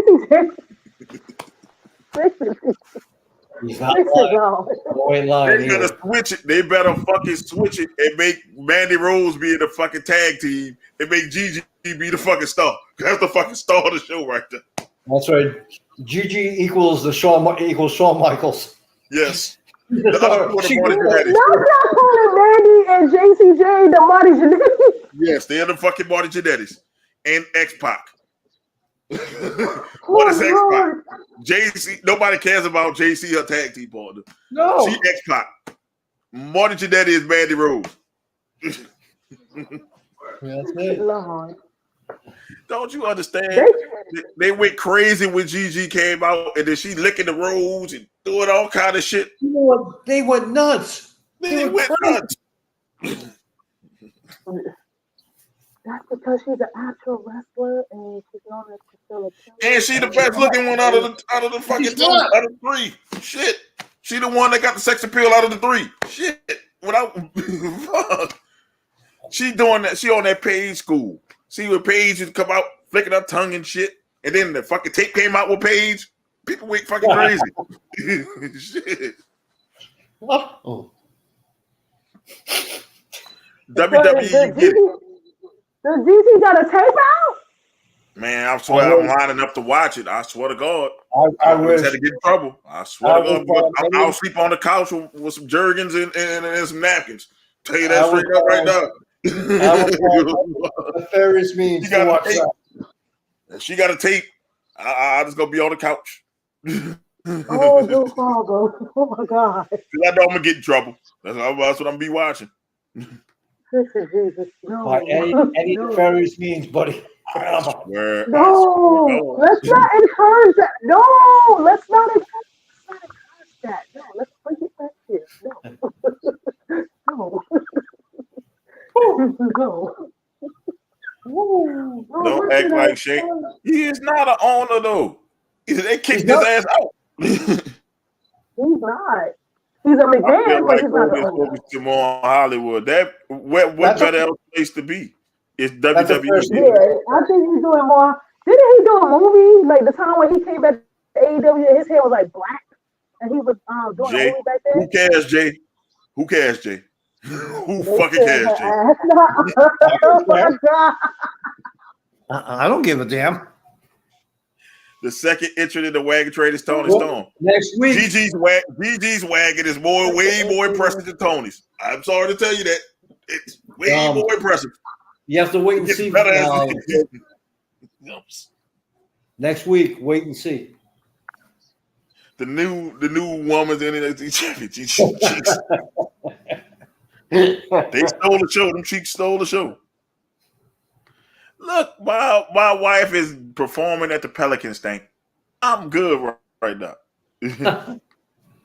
I'm good. Oh, no, that was last week. Yeah. Gigi and Naomi together is a dream wagon for me to hit. That's a lot of wagons. You only lasting 3, maybe 5 seconds. That fucking wagon. You lasted 3 to 5 seconds in either wagon. Hope you got some gas station pills if you dealing with that wagon. Oh shit! She watching. Jason, you ain't shit. Jason, log off. And this is entertainment. She knows. She knows the only wagon I truly love is hers. I told her I'm gonna buy her the shirt that say "Free the Wagon," so she's okay with it. Let's talk about AEW. I know Vic is gonna ask me that question any minute now. Bryan Danielson posing while he's making that dude tap out. That was funny. I was like, Bryan, you choking out Lee while you. That was funny. I get it. Adam Cole going for Hangman Page. Okay, that's fine. The gas station, all the gas station pills. Oh yeah. Oh. We'll talk about that next week. Yeah, that wagon. It depends on how she do and how it moves. You gotta see how it moves. We want to know if it's built for speed or comfort. I need to know. Anyway, Bryan Danielson posing. Yeah, the posing. Bryan Danielson was posing. And he still now he wants to join forces with freaking Moxley. Moxley, like, look, the only way that's gonna happen. That's a tight ass tag team. Intriguing. That could be intriguing. Depends on who they go way back too. And we ain't talking about WWE. We talking about ROH. Way back. The dog collar match. I'm kind of over this. I didn't see that part when they talk about the dog collar match. Why? I'm over this feud with CM Punk and MJF. Just get over it already. I'm fucking tired of it. Break a leg or something. Somebody got to break somebody's leg. I was understanding the references about Valentine's and Piper in Oregon. I knew where it was going, but for me, the bubble bee looking gas station pill and eat a lot of these. Eat a lot of peanuts, dry roasted. They'll help you out if you're gonna do it. Well, go buy some Nugenics. Go buy some Nugenics. That's all terrain ass right there. Look, bro, I need to be built for speed or comfort, man. I need to know.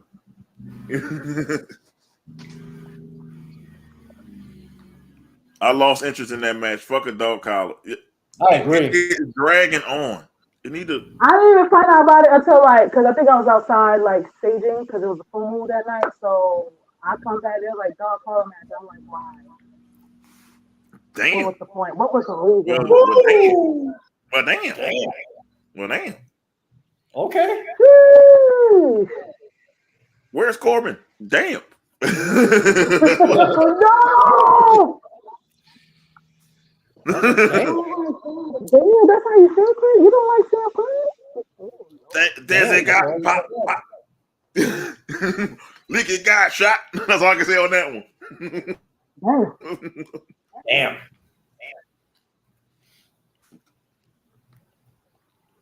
Yeah, I hate that they ruined the TNT title match. I didn't see it. It was they did at the end. It was good. It was a good match until the end. They ruined it. Until Dusty and Andrade come in here. People with iPads and shit. Why do you hear folks with iPads? I hope you do. I did see Mercedes and Thunder Rosa. Oh, that was a good match. That's what was epic. Sensei Chris. Yeah, I'm a great Cobra Kai fan. I'm a great Cobra Kai. I'm a big Cobra Kai fan. I watched that. I have not seen the last season yet. You gotta see it. I'm only 3 episodes in. You got to see. And I'm like, oh shit. But the thing is I like that match. And it's it's time for me to murder a bitch. I'm like, oh yeah, that's what I'm talking about. When she said that, I'm like, oh, it was a great fucking match. It botched the ending a little bit. You could tell that Rosa sat on the chairs herself, and Mercedes didn't even make contact with him. But besides that, it was good. It was a good match. Good damn match. I can.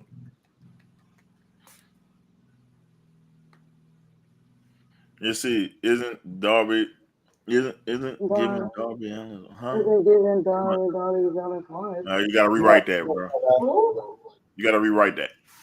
Yo, Gigi. Is Gigi Darby? Oh, that's his no, that's not his wife. I think that's his ex-girlfriend. Yeah, they used to date. Yeah, Gigi is single. I am on her Instagram. She is single. No man in sight. No man in sight in them cheeks. Mandy is not single. She's dating the dude who used to be on NXT. Nobody cares about Mandy.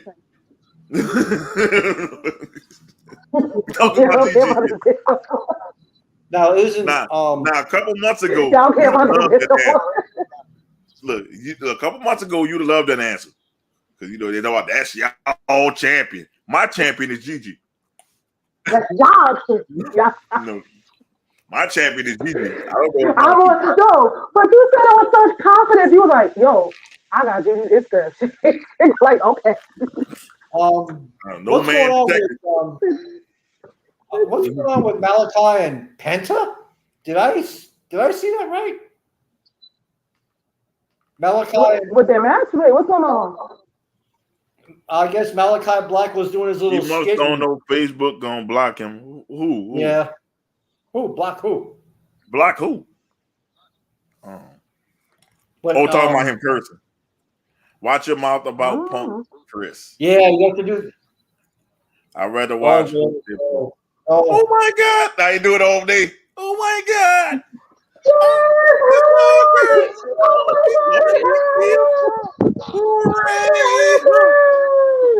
I might make that a shirt for real, though. Hooray! Hurry up and make it a shirt before they sue you. Hurry up! Hurry up! Do I smell a sensitivity? No.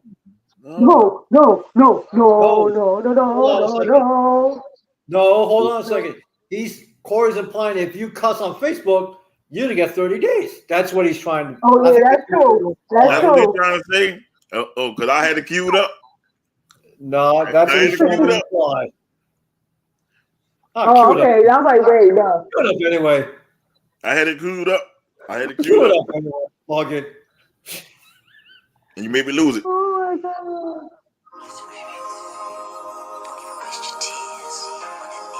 Oh, good. Got it. Oh, this was a little bit of time. But I think that's what he's implying. We will not have any Gigi blasphemy over here. She is not an ugly woman. What? She's ugly. She's cute. She's not ugly, bro. She just Mandy Rose is cute, but she's not ugly, bro. We're not gonna have any. You're not gonna have any damn Gigi slander over here. Damn it! I will mute you. I will block you, and you're not gonna have that. Nah, I'm just joking. I ain't that sensitive. I can good shit.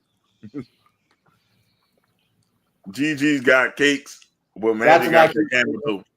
Oh, yeah, that's pretty much. I smell sensitivity.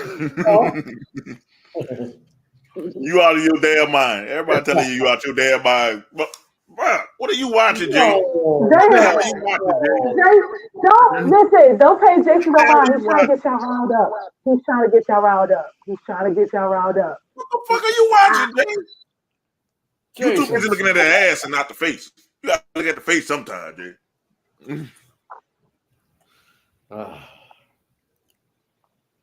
He must be out of my mind because Punk not the same. Fuck Punk. Ooh, use FUK. FUK. Use FUK because they're gonna block you. They gonna block you. For F dash dash K. Yes. Or F That's what, star. Or F star. Yeah. because Facebook You get blocked because of us. Don't get blocked because of us, bro. Don't get blocked because of us. Don't be inboxing us talking about you in Facebook jail. Chris, I agree with you. I told you. CM Punk. Oh, I gotta look over my shoulder. Oh. Uh-oh. Hey. Oh shit! Oh no! Nah, I got Beyonce in the house. What you talking about? Woo! No, really, my wife asked for a Beyonce theme team. I really do have Beyonce in the house. Well, she had a performance today. Put a ring on it. There you go. She does have a ring on it. Yeah, put a ring on it. Okay. Yeah, we saw the ceremony live. Yeah. Yeah, it was live. I remember it was live. Hey, see? Hello, Mrs. Jefferson. Free the wagon, Mrs. Jefferson. Free the wagon. Hey, Mrs. B. Her face makes me want to go to the wagon, so I don't get Mrs. B.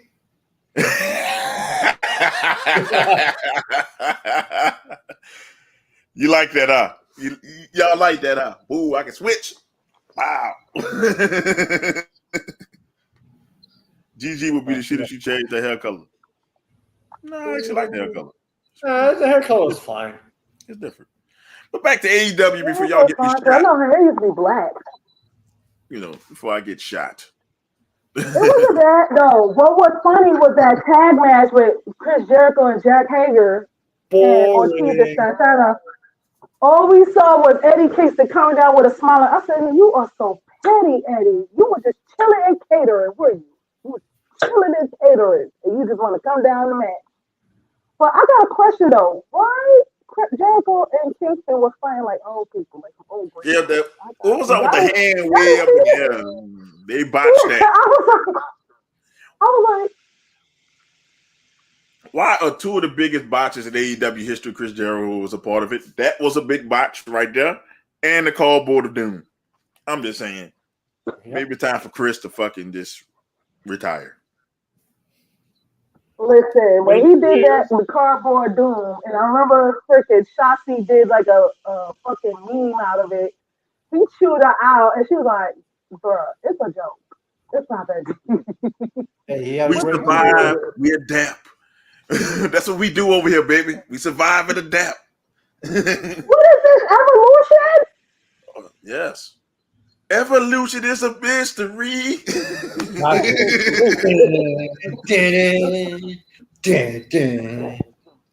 you hear them wheels. Look, by me being in the man cave is closest to the street. So I can hear the car coming. So, when I heard the car, I was like, what is this? I was like, survive and adapt. I was like, what is we this? survive and adapt over here. Mo will not get choked. We just need another member. Because Evolution has 4. It's just only us 3. So we're just gonna stick to the blood. No, we just got Randy Orton kicked out. Don't worry about it. Randy Orton got kicked out. Randy decided to go hang with Riddle. Eddie wasn't in catering, he was injured. His ass looked like he ate catering. You don't see how big Eddie Kingston ain't got shit. Coming out there with the fucking dad belly. Okay, it was just that. I like the belly though, but the fact that him and Jericho going at it looking like 2 old ass grandpas. Yeah, they're like this. Put them up. And a space ain't gone wrong. Look, but I'm laughing because Eddie Kingston's arm got stuck in the air like he was about to hit him, and then he stopped, and his arm stayed in the air for a good minute before he put it down. And that was I think that was like right when the officials came in. They gave him too much freedom in AEW. It's mediocre wrestling. I'm not gonna say it's all mediocre. They got some mediocre. It's a spot fest, and I think they're lacking like psychology, ring psychology. It's just who can do the best spot. They don't have no ring psychology in there except for the ones who were seasoned in WWE. That's who your best wrestlers in the AEW are. The ones who's in WWE, because they learn ring psychology. Like Daniel Bryan with the flexing and all that stuff. That's psychology. You know, it makes him think he's an asshole heel.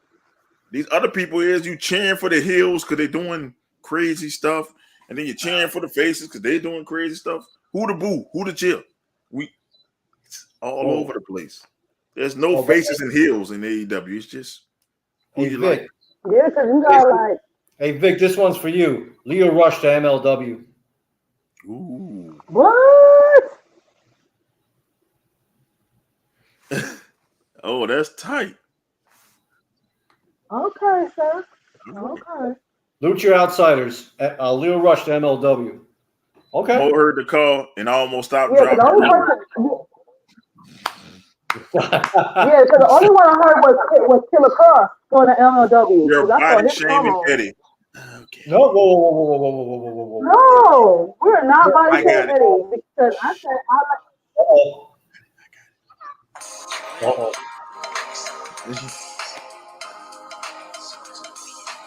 Got it. Okay. MJF is a straight heel. That's because he said heel. That's the only one. Who's the other heel that you cheer and boo? You just got MJF because he's just being an asshole, aka the great value Miz.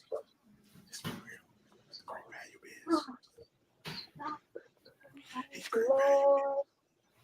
Oh my god! And oh my god, it's raining hard outside. It's raining. It just finished raining hard here too. But he's the great value Miz. Yes, I bought the whisper back. Great value. Why?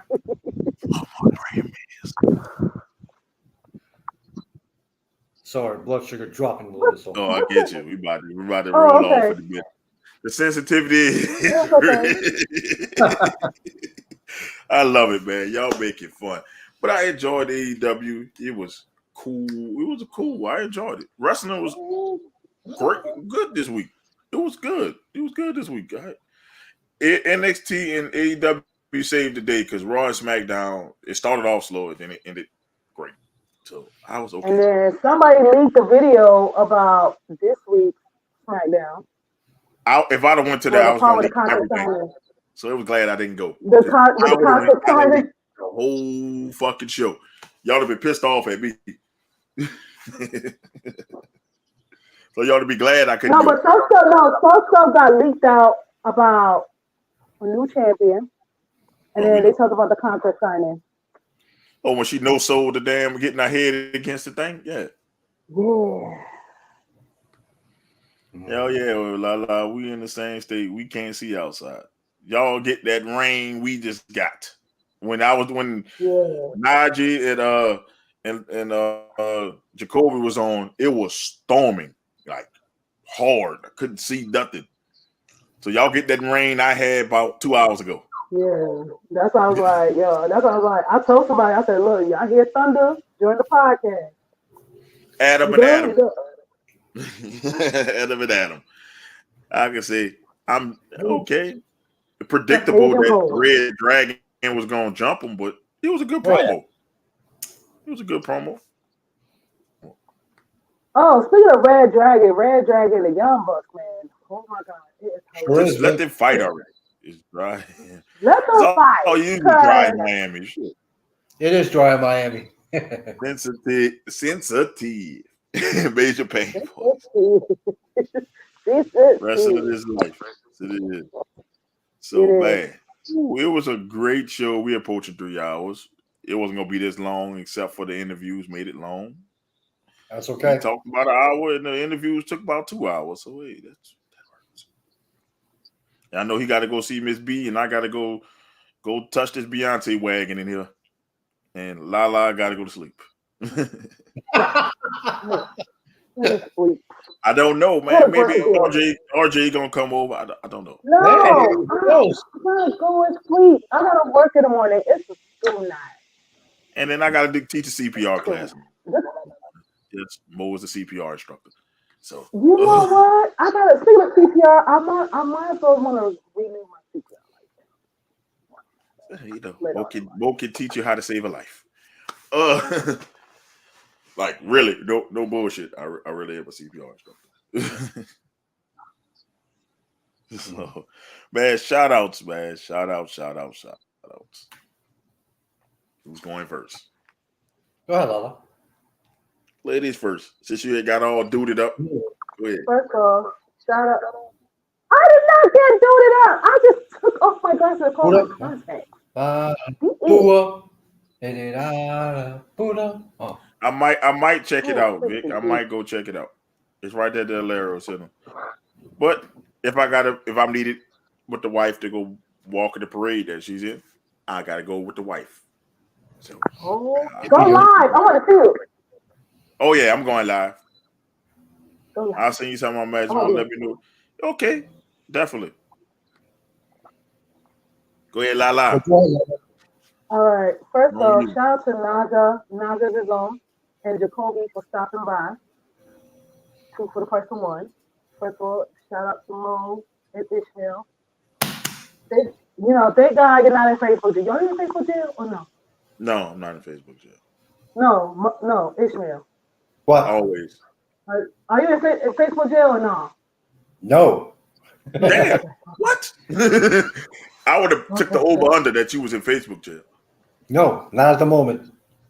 No. So you behaving yourself. I think I beat you. I appealed. They were originally going to put me in jail 2 weeks ago, and I appealed it, and I guess I won. I told you appeals work. Mo always get about to be put in Facebook jail, but I appeal it. So did not get off. Appeal, y'all. If y'all don't want to go to Facebook jail, first of all, Mo has a Facebook lawyer. So Mo is not guilty. Shout out to everybody watching. Shout out to everybody watching commenting. Thank you for watching. That is all. And buy the fucking merch. That part. Free to way. Thank you to our guests. Oh my God, you guys were amazing guests. Thank you all for coming.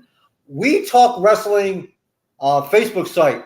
Go check them out because they let me stream the show every week. Thank you all so much. That'd be Zach. Thank you. Douglas O'Shea, you're a moderator there. Thank you. We appreciate it. Oh my God, I'm so proud of him. Yes. Oh, Douglas O'Shea, who happens to be an indie wrestler. Thank you for letting us stream. We appreciate it. Mrs. Oh, yes, B. we do. Come on the show sometime. Mrs. B, give me a few minutes, if you will. Oh, yeah. Thank you for all thank you for all you guys coming. You are not Mark Henry. Well, I'm about to. Anyway, thank you guys. It's sexual, baby. All right, man. Look, thank you to Naya and Jacoby, man. They made the show, man. Look, this was a great show today, and I hope y'all took on, what they said, and y'all go support them. Support us too. We got new merch. If y'all love wagons as much as me and Izzy do, buy the shirt that they free the wagon. Buy the merch. Damn it. Free the wagon.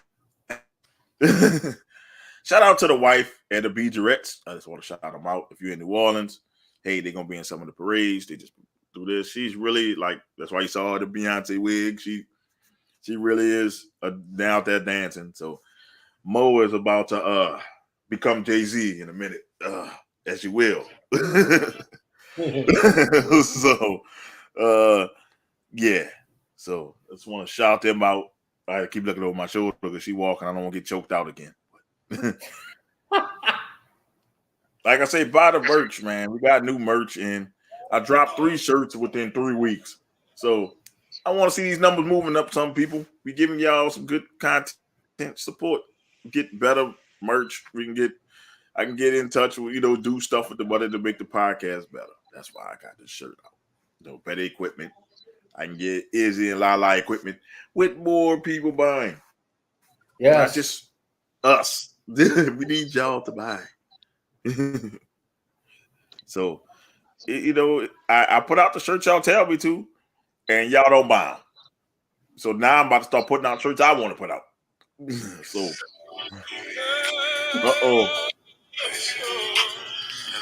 that's my ringtone from when my wife calls. I had to change my ringtone for Forever My Lady to that now. That is my ringtone for my wife when she calls. So that's what time it is. No more top 5. Well, when you have 2 wrestlers come on, I think the top 5 could wait today. That could wait. We have guests. Besides, we're doing the fucking Wagon Train Hall of Fame. We're gonna give you 5, and we're gonna give you 4 more on 4 more next week. Exactly. That gonna be your top 5 wagons. There you go. He said, "I'm Izzy for 23 hours." Man, that's all you got for 23 hours, man. Izzy get weeks. That's it. You got to get your disrespect. I've done months. Al, I've done months. Thank you. I've seen in some of his comments, he will be back soon. That's why you're on YouTube. Man, I love it. Give the YouTube views up. This is a rated R podcast. It can go from rated R to rated TV MA. Real soon. We go MA. Me and Izzy about to go MA. Don't you understand? That's why I'm about to wrap it up, because me and Izzy about to make his turn to what it is, NC-17. That's what it's going. That's what's going.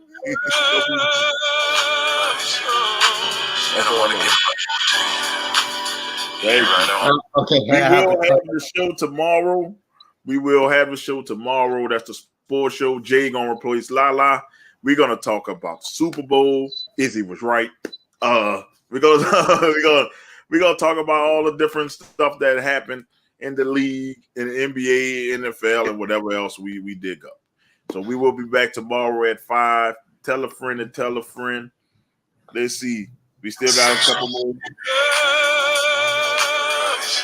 I'm trying to get through all y'all comments, man. Why y'all comment a lot when we about to wrap it up? Yeah, really. Free the Wagon. There's really Free the Wagon merch. Free the Wagon merch. It's really up there. I'm gonna put it up on. It's on the page. So it's good. Hey, Pops, your free shirt should be coming in the mail any day, so you get the free shirt. New shirt. How about that camel toe? I don't think I have a wife, man. I can't be. I gotta be subtle. I'm happily married, Vic. I'm like, Vic, I want to stay married, Vic. I don't want to be up there. How about that camel? What camel toe? And then you see me getting choked up on the internet again. No, it's never happened. I gotta go. I know. Izzy, go do your thing, Izzy. I'm about to go in a minute. I'm getting some gear tonight. Gear looks great. Thanks, Pops. I appreciate it, Pops. Thanks for that. I'm about to get that TVMA. I already have like 2 of your sweaters. Shout out to TVMA. We all about TVMA. Shout out. Because Mo's about to get into some rated X. Fuck TVMA. She coming here looking all Beyonce good and shit. Man, I'm about to get off here. Pops in the house. Yep, Pops in the house. Have a picture. I don't think we want to use that. I don't want to get in trouble. But like I say, join us tomorrow. Make sure y'all join us tomorrow at 5 if y'all can. Get the numbers up for the sports show so we can start getting athletes on this Friday show. We had, a pro boxer join us before. So we're trying to get that show to be like this show. You know what I'm saying? So Nasty will be here, hopefully, if he's not in the woods. So, Nasty's always in the woods. There chilling with the Blair Witch Project. But this is your boy Mo Young. You got LaLa, Izzy, who's probably nose deep right now in Mrs. B. All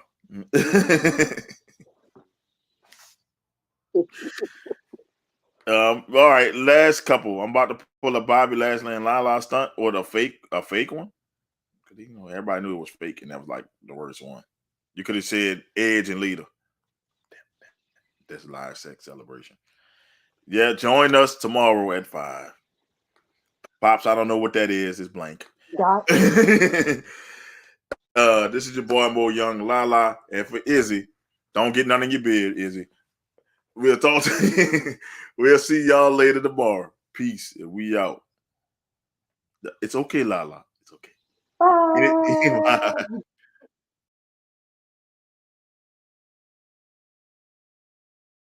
Thanks for watching.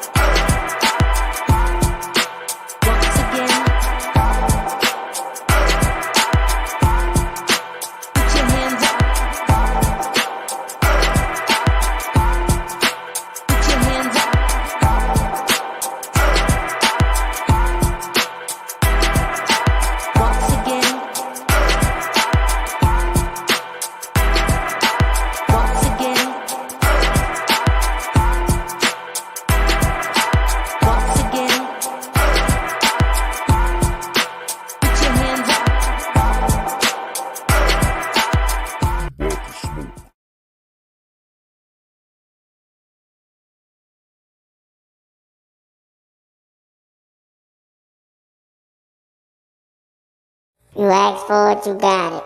Bottom Earth.